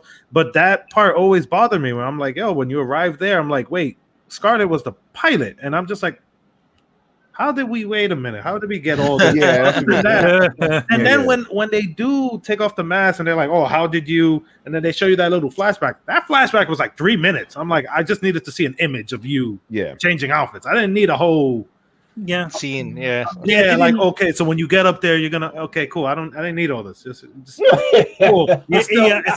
Some things got more focused, and some things that important things needed focusing, and some unimportant things didn't need focusing. So this movie needs a director's cut that cuts out 45 minutes. To be honest, as soon as she pulls off the mask, as soon as Weinstein pulls off the mask, you kind of get the idea. Oh, they did a switcheroo somewhere now, but do we need to see how they did the switcheroo? Not really. The whole scene, like, I missed you. Like, there's a flashback. Like, okay. And then it could have been literally a flashback, and then we're done. Yeah, just show me literally a JPEG. Just show me, boom, we're done. It's like, all right, cool. All right, I got it. But then things are glossed over. Like, she calls Yelena's on the operating table, and they're about to cut her open. She's like, oh, I put a knife in your hip pocket. And like, what? When did you do that? I actually laughed. She's like, wait, what? Yeah, you could tell me this earlier. Obviously it's funny because obviously they were, Scarlett Johansson and Iron Maiden were making these plans in the other room, and they didn't tell them. And Red Guardian was completely in the dark. He's just and then when Taskmaster showed up, she's like, hey, there's something you can punch, and she leaves him. Right? She just locks him in the room like, you have fun. That's right. It's fighting time. Yeah, that was just. But then later on, when Scarlett was fighting the other widows, they beat her ass. Yeah, I did like that they should. That's the overarching thing that I sort of digged about this film is that it wasn't fully about superhero-y stuff. I mean, it's great that the powers and stuff like that, but I do sometimes want Marvel is a lot more than just guys with a bunch of superpowers flying through the air or lifting shit and throwing it through walls. And I did like the fact, again, like with Winter Soldier, that it wasn't totally about that superhero side of things. And but notice more grounded. Both movies ended with disabling a flying fortress. Yes. Yeah. Yeah. But and also, are we going to talk about the nose breaking scene? Yeah, go for it. It's like. Yeah, Rich, go ahead. Oh, Rich, go ahead. I was going to add something, and I want you to go after, because I did have a question that I wanted to ask that is related to this scene. How did y'all feel about what is the correct term? The stereotypical villain that tells you the whole plan after he has captured you, and then of course he still gets caught in the end. Yeah. Like that was from The Incredibles. They said never. He kept monologuing. Yeah. That's like almost every show now. Well, very generic. Yes. I mean, to be honest, the film suffers from what a lot of the Marvel films have had, where they have these, they have these cool main characters, but then you have these kind of sketches of villains. Yeah. You have Weinstein, who's again doesn't feel dangerous. He feels greasy and horrible, though. That dude, like they made him. It's equivalent to like when in those medieval movies when you have those like the bad guy and they eat food and they're eating it, or it's like slobbering all falling out of their mouth and they throw the bones to the dogs. Like he felt like greasy and horrible like that. I get it. But at the same time, he has no real development other than the fact he looks like this fucking snake. It's funny every time I see him, and every time you see a scene with him, he's wearing the glasses and he's still squinting. I'm like, I don't think those glasses are working, man. Like, with all this technology I spent on the Black Widow program, I didn't get myself a good pair of glasses. Either that, or I want to look even more goopy and evil. Yo, you got enough guys to cut all these girls' heads open and all this stuff. Get a LASIK guy in there and fix it. Yeah, right. What's funny? I think it was Chris that pointed it out. Or I think it was Carlos, the Resident Evil scene when she's she was running with the two guns. So it looked at the end was sort of like Resident Evil as well, where she's over here getting beat up and stuff, and they throw the serum over and it spreads and everyone just stops. And my thing there was they showed like an establishing shot, and you see them like all around her, and they all like stopping. I wanted one person who didn't inhale yet to be like, all right, one more punch, bam. Oh, okay, cool. They all stopped at the same time. So the sever the nerve thing, because they wanted to nose breaking. Yes, I'm like, she's lucky she didn't knock herself out, ramming her face into the table. I'm like, wow, that was a very precise headbutt into his desk. What if it was not the fact that she that she knocked, essentially severed her owner? What if she literally laid into one of his punches, like went like that? That would have been kind of interesting. Well, I mean, in other words, she used him to essentially get away from. She tried. She tried. She said he was too weak. She did say that. She's like, okay. That's why she said you hit like a girl. She was trying to get him to break her nose. Yeah, that was actually pretty badass. Yeah. So she did it herself on the desk, but I'm like, that's dicey. If you had messed that up, that would have been a bad day for you. That's when he was saying, like, why are you laughing? He was like, I thought you'd be stronger than that. It would have been funny if she did that and she caught a concussion. It was like, all right, we're done. That's it. The movie's over. Then you hear that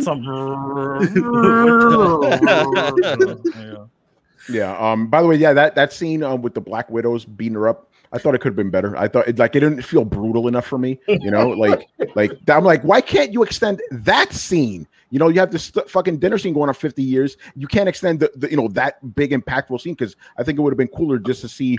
Like, again, I know what they're trying to show is like, oh, she's getting beat up by these Black Widows, yes, but make us feel it, man. Like, it wasn't brutal. I know it's a PG-13 movie, so they can't go in like that. And also at the beginning of the fight, I just find it funny how like there was literally like 3 Black Widows fighting her, and then like 10 of them just in a circle, just looking at her. When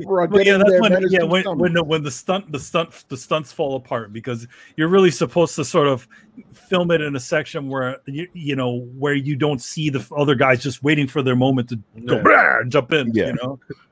Yeah, so I wanted her to just suffer more, like get beat up more, like just to show how brutal these. Because remember, she's eventually fighting herself, like just 20 of her. So I'm like, it wasn't brutal enough, you know. Like even after fight, I wanted to get just fucked up. I agree with Tony. They should have like thrown her through the window and like 10 of them jumped out, started punching her. They should have. It should have been like a like Mortal Kombat. They should have put her into 2 more rooms where she should get beat up all over the fucking place before she gets saved. But I feel like it should have been a little bit more like if they were going to do that, like it's a lead up. In other words, like more, like in the beginning, exactly. In the beginning, she's just like. That's when you bring the slow motion punches. You bring the Zack Snyder punches. Well, also, you know, it should have been like a Jackie Chan fight. You know, where things escalate and then he's using the environment. It should have been like that with her. You know, she's really going around doing everything. She's owning a bunch of the more of them, and then waves more come in, and then waves more come in. I did like afterwards when she was I mean, she was breaking Taskmaster out. And she was like, "I know when I open this door, you coming for me." He's right there, like, "Yeah, sure, hit the button." But yeah, it was a pro. She should have just taken her lipstick, drawn an "I'm sorry" on the door, like "I'm sorry for Budapest, sorry about that," and then sorry for Budapest, sorry for your face, with little hearts on it, or to make it even more twisted, just be like it'd be the blood from her nose, be like. Sorry.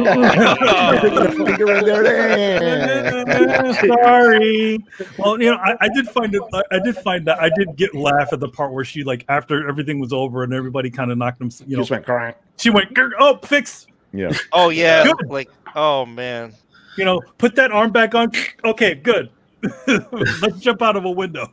Yeah, Mel Gibson from Lethal Weapon. Remember that shit? Just ramming his shoulder into things. Yeah. Always jumping out of damn ledges. This woman. Oh yeah, no, for real, man. Like no wonder you died the way you died. You know. Okay, one thing. Oh, Popo coming. Yeah, there's that. But then the other thing I thought it was again disappointing, where it's like, okay, you have the reveal of who the Taskmaster is. Yeah. I'm like, okay, I get it. It's homegirl that little girl that got blown up. You know what would be kind of really twisted? I don't know how it would have worked, but you remember how Blaster Master when he pulled off his fucking mask and so it looked like a kid? Like, what if it looked like a fucking kid in there? Oh, that would have been twisted, right? Oh man! Like she pulls the mask off and it's the little girl that she saw before it, but she's that would be that would make any sense. Yeah, that would affirm Joey's theory that it's just a robot body with a human head, in there. But let's say also I have to say that CG on that head looked horrible. When they showed the side shot and she walks over and you see the head going. Yeah, the tracking was off. The tracking was off. I'm like, homeboys, you had 2 years to get this shit right. You could have went back and like shine that shit, I guess they were just like, pandemic. Pandemic. I will just leave it alone. It's done. No, we'll worry about that later. Send back the special effects team to fix up that shot and fix up the scene when Belova gets blown off the fucking helicopter carrier because that looked like shit too. Yeah. Oh, good segue. That's where I want to go. Let's go talk about that. The big action. Oh, everything's destroying around us, and we gotta run. Oh, the video game fight scene where they're falling. You notice that his soldiers were falling and shooting at Melina and Red Guardian at the same time. I'm like, why would you care about them at this? You're gonna die. That was remember we talked about on one of the Loki podcasts. Like the whole planet is crumbling around you. Oh no, we're soldiers. We're gonna do our job. No, you wouldn't get the fuck out of there. Yeah, you're gonna die. Just that run. gave me a laugh. Yeah, that was stupid. That was. You see the camera just like, yo, bye bye. And here's the problem. When I saw the soldiers coming, I'm like. They're gonna shoot her, aren't they? Oh, here we go. They shot her. Well, they still mind controlled. It's a good point. They never the soldiers in the armor. They never established if the soldiers were. Yeah, but they were men. I say that just so my mind doesn't snap. They were. Because I'm like, why are you shooting? They weren't widows. The guys in the armor, they weren't widows. Oh no, that's right. Yeah. Yeah. Fuck. His storm. I was going to give him an out. Like maybe they were mind controlled. They're not mind controlled. They're not. They're just stupid. Then no, we're going to enough, but we're going to kill you. Our last paycheck. I mean, to be honest, to be honest, though, it would have been interesting if that his whole armory was a bunch of widows and women, like essentially these women who are supposedly taken over are essentially not good enough to be the super spy widows, right? But you don't sort of get that. You sort of just get, okay, it's just a bunch of dudes, in masks. Yeah, because generic soldiers, It would have. I felt like it would have been better if the ones that were personally protecting them were the better ones, kind of like like the Knights of whatever that dude's name is. In other words, why did it have to be the goofy, essentially the Gennaro troopers? Why didn't he have why didn't he have essentially a bunch of Black Widows surrounding him? That would have been awesome, yeah. Mm-hmm. But it would have made too much sense. And then it would have explained why they were nut jobs enough to go trying to blow Black Widow up as she was going down. Yeah, and then of course during that whole scene, Harvey Weinstein meets his end. Fiery blaze of death. Again, she gets, Belova gets to kill the black guy, but they don't give you that the satisfying bad guy kill. They essentially killed him the same way they tried to kill him, in Budapest, 20 years ago, right, or whatever, how many years ago they tried to blow him up. So how do you know? Oh, guess what? I'm back. You only blow up my other daughters, and they're you're right about that. And then just the fact that you didn't care for the villain, he wasn't impactful, so you don't care if he dies or not. You know what I'm saying? Yeah, nobody. Reminds me of Red Skull. Well, no, even worse. It reminds me of the Doctor Strange villain. Yeah, exactly. Oh, yeah. About Matt Mikkelsen's at least character? Red Skull, you know him. Like, oh shit, that's Red Skull. At least you know him. This is Harvey Weinstein. You get to hang around with Red Skull a lot longer than you did with you do, yeah. Pretorius or whatever the hell his name was from Doctor Strange. Mordo, right? Well, I don't know. I just call him Mordo, the other guy. Mads Mikkelsen's I don't remember. Yeah, I don't even remember the villain in that movie. Mads Mikkelsen's the villain in it, but he really isn't. Yeah, he's not like any. And it's the ultimate issue with many of the Marvel films where they don't. That's why they keep on using Loki all the goddamn time, because he's the only one that they actually gave some sort of development to. Yeah, and Thanos. Well, and Thanos, yeah, because he's dead.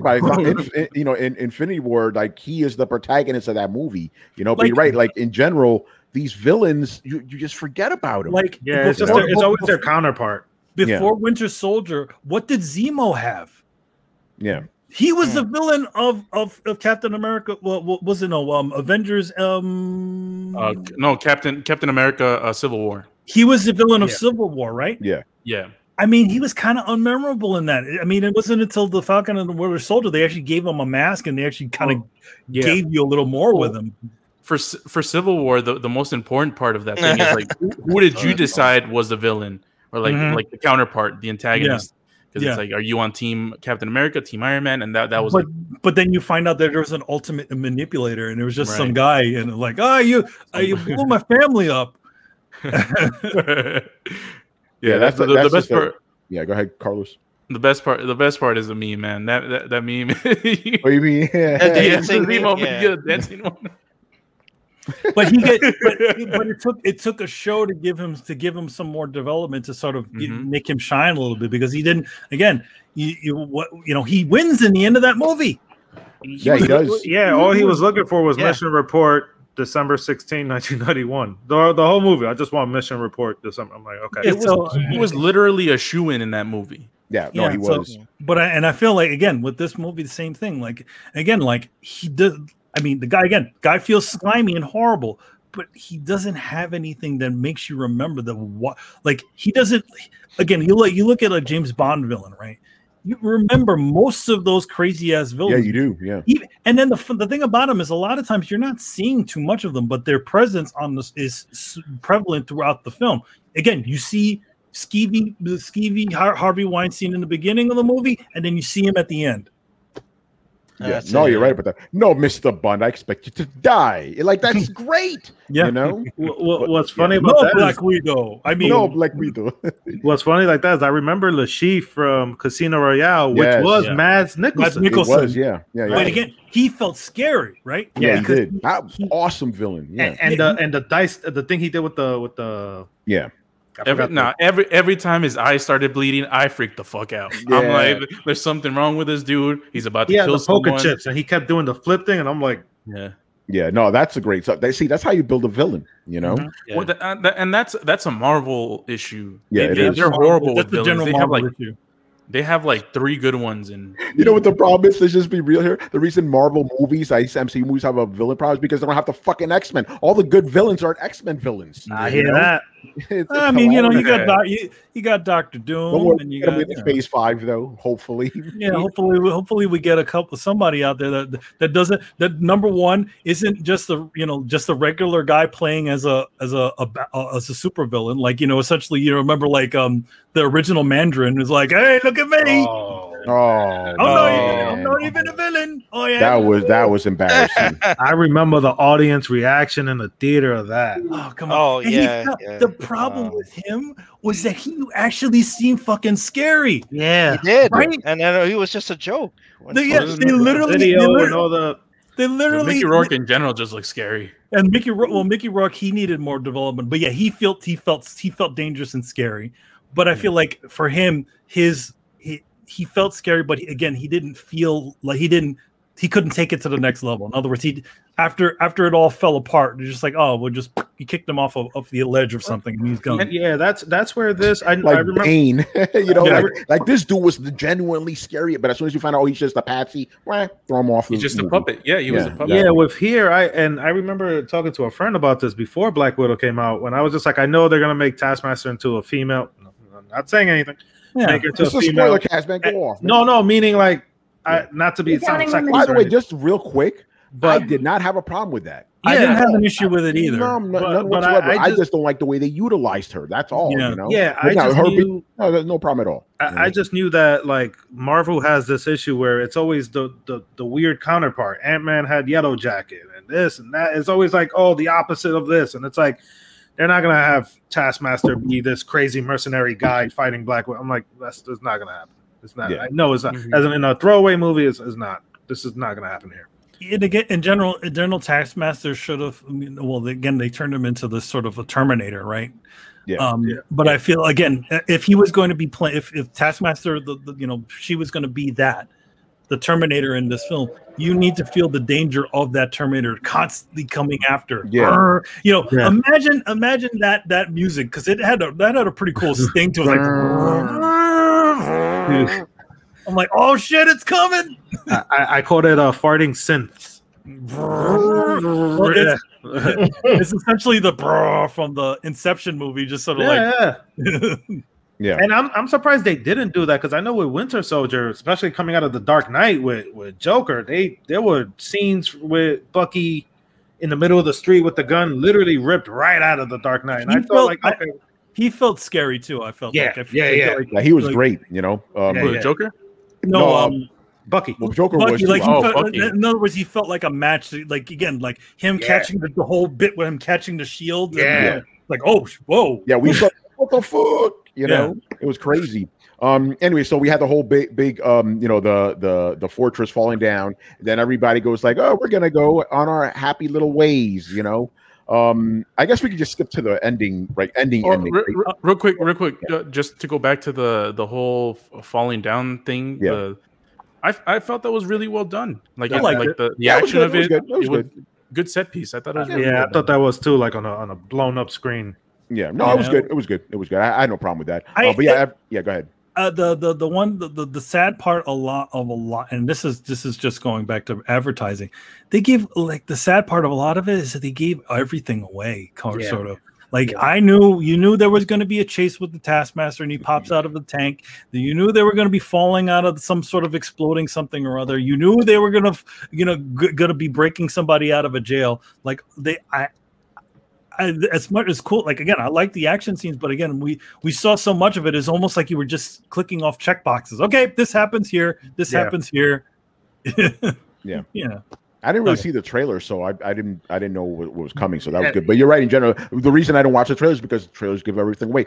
Back in the day, right? There's some insider stuff. Back in the day, the only things you would see in the trailer would be the first half of the second act. right before the big midpoint turn. That's the only things you would see in a trailer. And then later on, they would show you some more stuff after the movie came out. But now they just show you everything. Yeah, they bombard you with everything, all the biggest moments of the movie. There's some trailers where you watch, you're like, okay, thank you. I don't need to watch the movie. You just gave me the whole thing. I felt Infinity War, they did a good job not giving everything, but they gave away the time travel part, and I'm like, God damn it. Like that was good enough. Yeah, that's the problem with these modern movie trailers. They give away everything. I do like the switcheroo of the part from one of the Avengers film where they essentially, you see the Hulk like running in the whole thing. It's like, nope, it's not. Hulk's not in it. Well, and also when Captain America is holding on the what's it called, the Infinity Gauntlet, and he doesn't have all the Infinity Stones. That was pretty good. That was or they changed the shots where he shows his hand and you see there's only like 2 little Infinity Gems on there. Yeah, I think Carlos mentioned it the other day, like Thor Ragnarok, where you see Thor with 2 eyes. Yeah, sitting in. They do the switcheroo. I like the switcheroos. Yeah, I don't like. That's why I don't watch trailers anymore. I'm like, they're gonna lie to me. Fuck that. They're gonna lie to you, son. They're gonna Last of Us to you. Yeah, what's up, bro? You mentioned that you got spoiled something on Twitter. What has? Yeah, Taskmaster. Taskmaster. Okay. Yeah, that was like, oh, why you gotta be a girl? I'm like, bro, shut the fuck up. Don't say nothing. You know? Yeah. So that was the only thing. Like the big reveal wasn't a reveal to me because I'm like, okay, some motherfucker on Twitter already spoiled it for me. I had a feeling. I sort of had a feeling it was going to be the Taskmaster was going to be a woman because in general, it's like, when you introduce a character like that, who is it going to be? A lot of times, it's going to be somebody you know. Yeah, it's going to be either somebody you know or somebody that has some sort of history with the main character. They always do it in films. Yeah. Batman was Joe Chill. Joker was Joe Chill in the Batman movies, stuff like that. So it was going to always be somebody important. I agree. People thought it was going to be essentially Iron Maiden that was going to be inside of the Taskmaster at some point. Yeah, I was just annoyed that it got ruined for me. Even if I saw it coming, I just don't. In general, why do you know what? I'll stop because that's a whole rant right there. Like, why do people feel the need to do this shit? Shut up, Dana. I'm looking at you. I'm calling you out. I'm calling her out too. Yep, you do this all the time. Spoiled Wednesdays. No, you've been good. You've been better lately. I'll give you that. But before you were bad. You were just I did not spoil anything that everyone already didn't know. Yeah. I also want to give a shout out to a certain unnamed Throwdown member that is one of the worst I've ever seen. Yes. Yeah. I'm like, bro. Like, I didn't know. I'm just guessing. No, you didn't. You spoiled it, motherfucker. You know. He's not here. He's not here. But we know. Everybody knows. Even though I've been, he may be. You may share some with her anyway. So anyway, and movie ends. Everybody goes on their merry way. Black Widow dies, obviously, in another movie, and then we have the post-credit scene. By the way, I need to say this, and I think, Dana, you said this during the Falcon Winter Soldier thing. Yeah, you're right. Even if this was the movie came out when it was supposed to, seeing Elaine show up would have been weird as hell. You're like, that's Elaine. What the hell's Elaine doing in this movie? Because we had that same reaction when she showed up in Falcon Winter Soldier. Like, what's Elaine doing here? What the hell is this? It was the first time we were supposed to see her. Yes, but my point is like, it still would have been weird, and it's very weird because I don't think she says. Oh wait, she does say her name. I'm sorry. She does.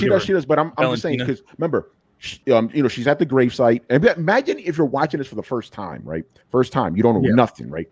Mm-hmm. Emotional, saying, "Oh, she's at her grave," and then someone's like sniffling or whatever. You look, oh, it's Elaine. This is weird. Then it goes. But again, the same thing happened, and this is why I understand why they get big name actors and shit, but sometimes they kind of ruins the effect. It's like, hey, look, they're in this movie. Look at that. And the same thing happened with Falcon Winter Soldier when she shows up. You're like, whoa, what the fuck's Elaine doing? But Tony, even if I understand what you're saying, but if it was anybody else, you still would have been, what the fuck is this motherfucker doing? Yeah, but there's a difference between going, who is this person, and going, why is Elaine here? There's a difference. Right, she's too iconic. Right? Yeah, she's too iconic. Yeah, like you get anybody of that level in there, it would be weird. But anyway, so you find out, Black Widow 2 is working for her and stuff, and like, oh, you got to go kill Hawkeye now. So I guess they're setting that up. So what do you guys think of that? Whole scene. The sad part of it is that it acknowledges again the fate of Black Widow in general, which again, we knew she was dead anyway. We know she was dead, but that's the problem again with the problem with this film. It's like literally, if granted, nobody's ever going to watch a film, any of these films, and not seen the other ones, but at the same time, it's like, okay, all right, she's dead, so now we gotta set up the action series. We got to send up the action series. Yeah, I feel like the problem with this is just it's like, I don't know. Hey, look, we're gonna tease a TV show. Yeah, Thank you. I agree. That's what we're doing. Yeah. We're dealing. That's what we're all leading. This little stupid end sequence is. It's just to show you, to say, hey, guess what? We got a TV show that you might have heard of. Yeah. Fuck you, man. Let me really quickly. When I interviewed Kevin Feige, he said that is the purpose for all of the movies going forward, that they all interconnect with the TV show. So every movie that you watch will be in service to the next TV show. But all of them have been like that. But to be honest, I know he says that they're connecting to the TV shows, but again, those TV shows, if you were to cut those things out and still watch the films, you won't be lost. If you don't see what happens what happens in Falcon and the Winter Soldier, it literally puts him in the spot that you already know he was going to be in from the last film. In the end of it. Yeah. Yeah, well, this was what Tony was saying when we were talking about Loki. Yeah. Like their OVAs, right? The TV shows that like the movies that are the meat, right? They don't rely on the TV shows, but it's not the other way around. The TV shows absolutely rely on the movies. So I think that's the issue with them, and that but you don't need to see them to connect anything. By the way, for you guys who didn't see the Loki show, this is what I saw in the last episode, and it's connected to this. The problem with the Loki series is that the character development that Loki is going through in that series is the same character development he went through in the goddamn movies, right? So it's like we're repeating the same thing over and over and over again with these shows. So he's dead. It's sort of also, and he's also dead. That's right. It's also the idea. It's also the idea that's like we're sort of like, hey, you like Loki? We're giving you more Loki. That's what That's what that's what it sort of seems like with a lot of those things. I mean, granted, I do think with Falcon and the Winter Soldier, they definitely gave them a lot, at least for them as a character dynamic. It gives them a lot more to sort of, it gives them a little more development, to their characters, which they haven't had too much in the actual films. Granted, those characters. Yeah. Granted, Bucky had a little more development than I would say Sam did.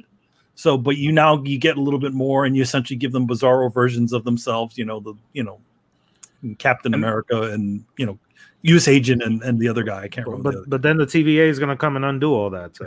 Well, no, TVA is the big MacGuffin. Right? It's like essentially all the stuff that doesn't make any sense. TVA, I gotta fix it. I talked about this during the Loki review as well. Like my biggest issue with the TV shows is that they don't hold any gravitas in terms of the overall plot. It's like mention this character, oh, Black Widow is going to be in this movie, and that's it.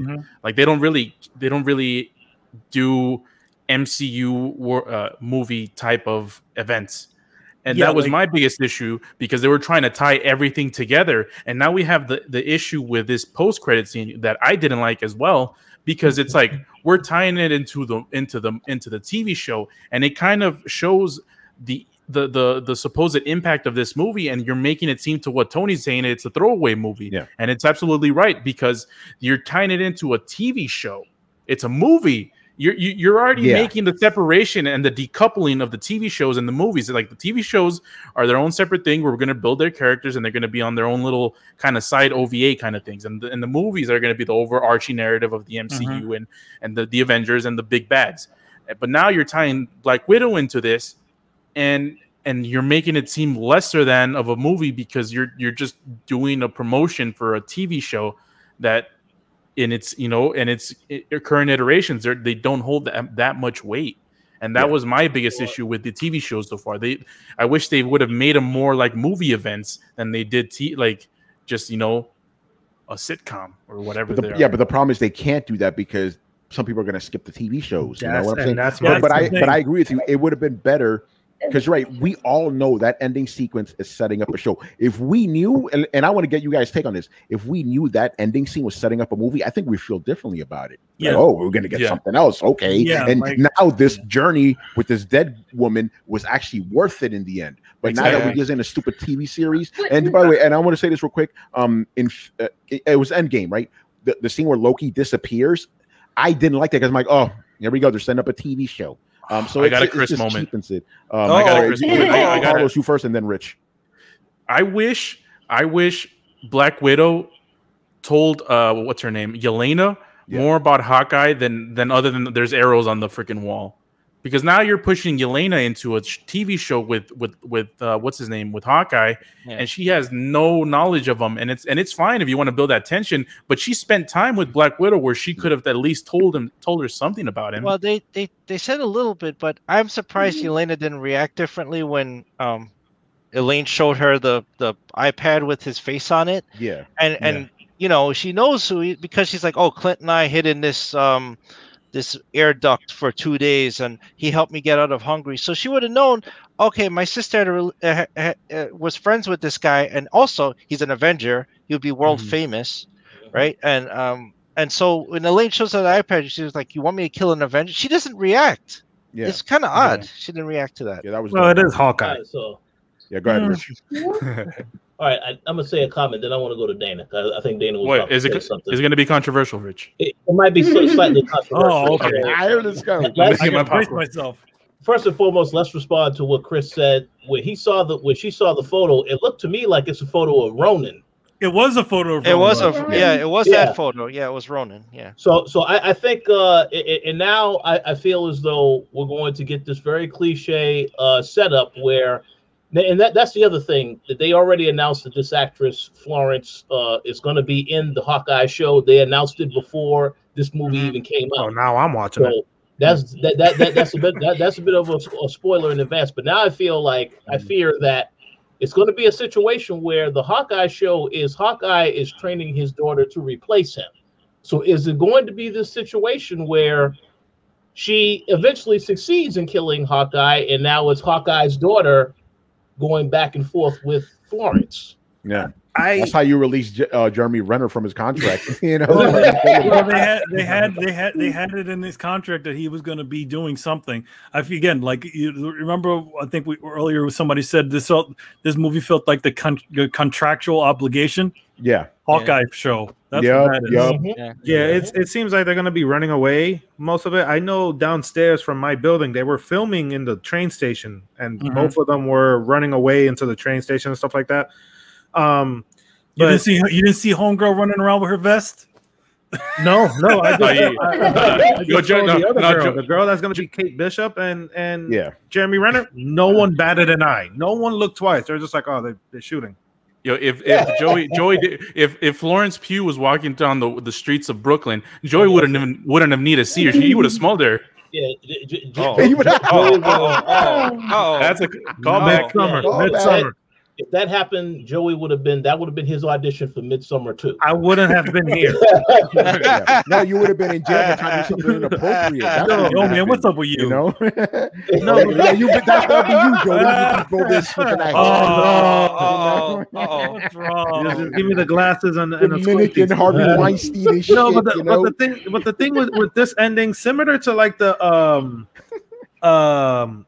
what's the other woman? I'm sorry, Captain Marvel. Where it's like, yeah, we got this thing. It's gonna lead up to Endgame. Ain't nobody. We're just seeing this because Endgame is right before this movie. But here, it's like when you start merging into TV shows and stuff like that. And I remember saying this. Merchandising. I remember saying this before the pandemic, where I'm like, ain't nobody gonna keep track of all this and all this project. Thankfully, this is weird. A weird sentence. Thankfully for the pandemic, Disney is sitting good right now because most of the people are still home.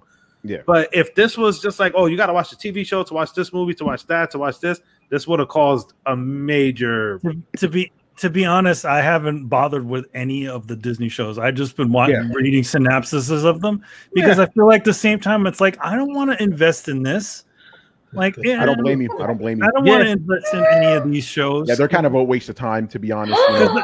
I don't know. I just, I mean, Sam looks cool in the suit. That's one. I think he looks awesome. I think Winter Soldier look cool in his outfit. But other than that, I'm like, I just want to watch the movies. I don't want to be invested in all this thing. This is like when you have one of those big old crossovers in Marvel or DC, and they're literally like, you have to read this issue to know what's going on. Like, come on.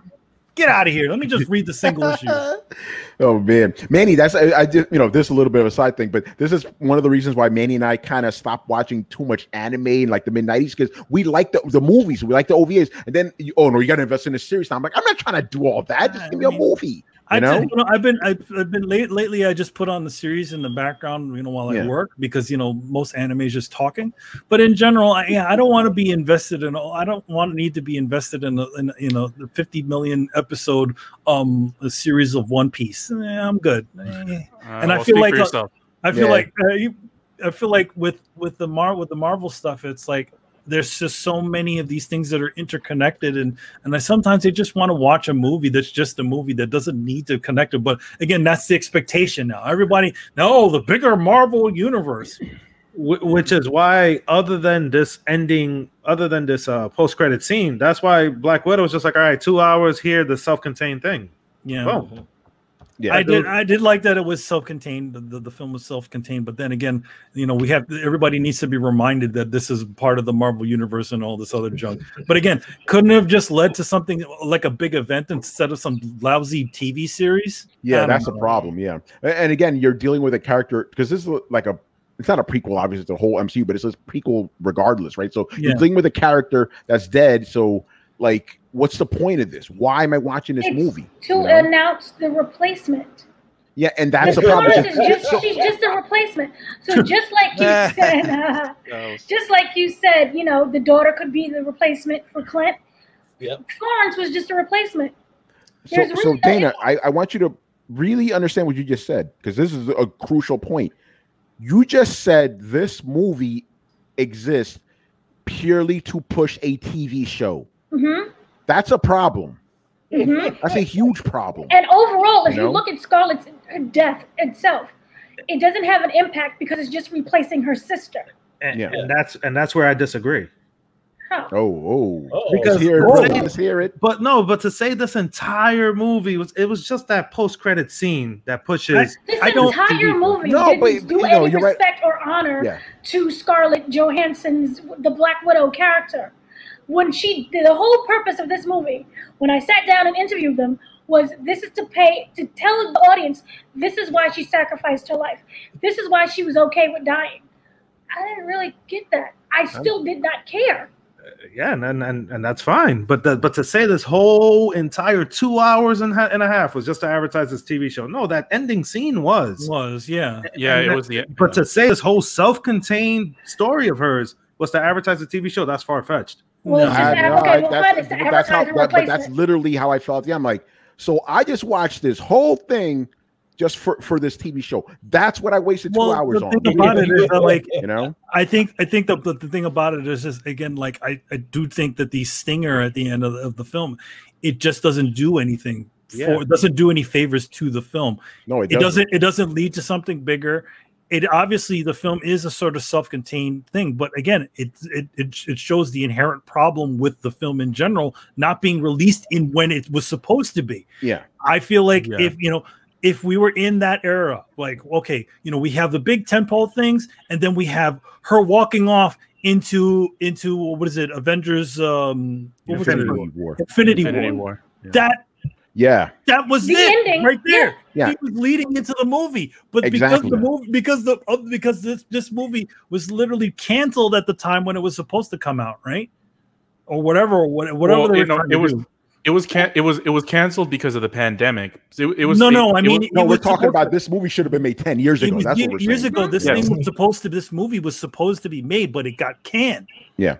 And then they said, actually, we should say 5 years ago, because the movie takes place in 2016. So in real life, it should have come out 2016. That would have been perfect, because the ending stinger would have tied into Infinity War. It's like, okay, now it's set this up. But that's where it gets weird, because the stinger of Infinity War is Captain Marvel. Yeah. So it's like, hey, this entire Infinity War leads up to Captain Marvel. You can't say that in a sentence. I feel like no, but that's what the stingers are. The stinger, yes, the movie. The stingers used to be, hey, we are this. What you saw, this is the relevance to the next thing. They used to do that. They don't do that anymore. Now it's just some jokes or here's a TV show and stuff. Feel like opening images are important, closing images are important too, and that's the impression you're left with. That's not good, man. You know that at least to me, that's the last thing I saw of this entire movie, and that's the point I'm taking away from it. That's not good. You know, that's the way I'm seeing it. The ending image wasn't like Black Widow going off to the sunset. And the ending image was Elaine telling her, "Hey, you're gonna be the new Black Widow now." So it's like, okay, what the hell? I'm kind of with both of you. I think I'm leaning more towards Tony. Because this is if you just cut that final credit scene out, then I'll take Joey's side. Yeah. But the fact that they added that scene, it's like we're supposed to do a send off to a fucking character that's been there since Iron Man 2. Yeah. And it's been in all of the Avengers. Was an original Avenger in this movie, in this MCU. And the send off is her sister being in her grave. And it gets interrupted by a joke that's going to introduce her into a TV show. Yeah, and that I was so pissed. That's the worst part of the Nirvana slowdown part. Yeah, those were the two worst parts of this movie. And I do agree with that, where it essentially does take away the heft of the Black Widow, a character we've seen for so long. You know, you have that one really cool heroic shot where it zooms around, she's like looking away, and the Ross is coming in, and then the other part where she goes into the jet. That's a great moment to leave off of. But then you have this, was essentially a shoehorned end credits BS. I have a question. What's funny is like talking to my brother this morning. Yeah. He didn't see the after credit ending. Okay. So he was just like, "Don't tell him he's good. He's good." Then don't tell him. No, I mean, I had to tell him, but the thing is just like he'll enjoy it more. You know. Yeah, he said it was all right. Yeah. No, he'll enjoy more without that ending credits. You know. Chris, go ahead, Ben. Oh, I was gonna say when in the other scene where she rolls up to the guy taking a nap on the road, her arms dealer. Yeah. And he's like, "Oh, look what I could get you a time and money." How did you not see the giant jet in the fields? Yeah. When you drove there. I mean, literally, was she only just staring at him like, "Look at this motherfucker taking a nap on the road"? Wait, hold on. Can I make a comment here about that? Yeah. What is up with this throwaway character? Is this because they wanted to keep a diverse cast? So he's actually a real character from the comics too. Oh, he is. Yeah, he is. Oh, okay. Yeah, he's just a character that just serves a purpose, you know. Yeah, he's again, man. Yeah, he's like Drebin. He's Q or Drebin. Yeah, pretty much. He's one of those characters. All right, I think we start wrapping up. Any last thoughts you guys want to throw at me? I'm just gonna go one by one. Dana, last thoughts on the movie. It should have been a TV show. Oh, interesting. I mean, this would have been like 3 seasons. I can't disagree with that. You know what? I actually agree. I agree with that. Yeah, I think so. It could have been a TV series. Could have been, again, we have Black Widow, the series, and then we have Hawkeye, the series. Yeah, I agree. Yeah. Manny, last thoughts? I enjoyed the film. I wasn't expecting any sort of megatons. I got what I thought I was going to get out of it, so I'm satisfied. It wasn't the greatest, it wasn't the worst, but it was just there, and I do wish it was a little further. Again, back in the day, I think it would have been a lot better. Probably replace the Captain Marvel film and have a Black Widow film. That would have been, that would have been. Yeah. But whatever. But I also agree with Dana. It could have been a series too. But ultimately, I'm satisfied with the film, and unfortunately, no more Black Widow. Well, at least that Black Widow. Yeah, Jose. No, I agree mostly what Emilio was saying. Other than Taskmaster and being the henchman and all of that stuff, I actually expected less from this movie before I saw it. But it was fine. I enjoyed myself. It was cool. Yeah, Chris. I'll just say it had competent action, good characters, the development, bad pacing, poor overall story, bad villain, but it was definitely better than Captain Marvel. So not saying much, is it? Carlos. Yeah, I'm in line with the Manny and Joey line of thinking. It was a good film. It wasn't great. if this film would have been shooting in between Civil War and Infinity War, the weight of this movie would have been way more, would have made more sense, and it would have served a better purpose than, you know, we got to make a Black Widow film at the end because we need Scarlett Johansson to, you know, make that money. And it's been making money. 15 million worldwide, 16 million from Disney Plus Premier Access. That's huge. It's crazy. And I hope that's a lesson to Disney and other people. Like, yo, put these movies that you're not going to lose money putting them simultaneously on at home and in movie theaters. Wow. It's making more money in movie theaters regardless. So give us that option, because this is, I'm sorry, this is not a movie to see in the theaters. It really isn't. You know, it's a home movie. You know? I don't know. I actually think it is a movie to see in the theaters. Yeah, high on that one. I'm sorry. No. This movie doesn't have that power. You know, no, not the power. I just feel like a lot of the visuals lend themselves pretty well to a big screen. Yeah. The only reason why I even watched it at home is because nobody wanted to go to the movies with me. Everybody's all like, I don't want to go see it. I don't want to go. So I'm like, all right, I guess I got to watch it on TV like a dope. Way into what if. I want to go. I want to go out. I want to go. I want to go to places. You know, we've been cooped up for a fucking year. Yeah. So, by the way, and I'm glad you said that, because I think that's why a lot of people are saying this is the greatest movie ever, because they've been cooped up for a year. So any movie's like a release to them. It's like Red Guardian. It's like, yeah, I get the fuck now. Oh, I've been holding all this energy. Like at the time when this thing was supposed to come out, it was supposed to come around on my birthday. I wanted to go out on my birthday and have a good time and see a stupid action film. Yeah. Right. But yeah, Jose, I know you disagree, but I'm like, this is not a movie. Like, to me, I'm like, this is a home movie. This is not worthy of being feature film. Like Dana says, it should have been a series. You know, I think it could have worked as a series too. Yeah. The only thing is the ending would have had to be different, because you can't do that on TV. That big, you know, the cloud thing coming down. It would have to been like a base, you know, somewhere, and they just blow it up or something at the end. You know, some cheap studio set or whatever. Rich, final thoughts. I would say an okay movie that was significantly better than all of Loki season 1. Without a doubt. What? Without a doubt. Yeah. So I guess Rich is on my side on that one. Yeah, I have to say that. And the last point that I will make is, okay, we'll give Marvel a pass because the movie was just okay. But now I'm looking forward now to Shang-Chi, all the other movies, especially Blade, even though I got to wait until Phase 5 to see that. So yeah, not what if. wait, Rich. I thought they said Blade was Phase 4, but it was just going to be at the tail end. Or am I? No, it's X-Men, and then Phase 5 is going to be Blade. Because remember when they released that trailer? What do you mean, Fantastic Four? The Fantastic Four. Sorry. Gotcha. Yeah. Not Fan Four Stick. Fan Four Stick. God, that fucking movie. Yeah, my last thoughts. Yeah, it was okay, like a movie to watch at home and shit. Good action, but they could have cut 45 minutes out of it. It really could have. It just went on. Some of these scenes just went on for too long. But at the end of the day, it kind of feels like you wasted your time, because it's like, okay, so we're talking about a character who's been dead, and then we got the stupid scene at the end that's like, oh, it's a TV show. Aren't you hyped for that TV show? So yeah, this movie would have been really good if it came out in 2016 when it should have, and it would have let more weight to when Scarlett Johansson died in the movies, right? It's like, oh, we got to see what she's about. Oh, she died. That sucks. Now it's like, but she's dead. Who cares? You know? So again, wasn't a bad movie. Had some structural problems, but I don't know. Again, this movie and the TV shows, the 3 TV shows, Phase 4 is just like limp, you know, like nothing going on.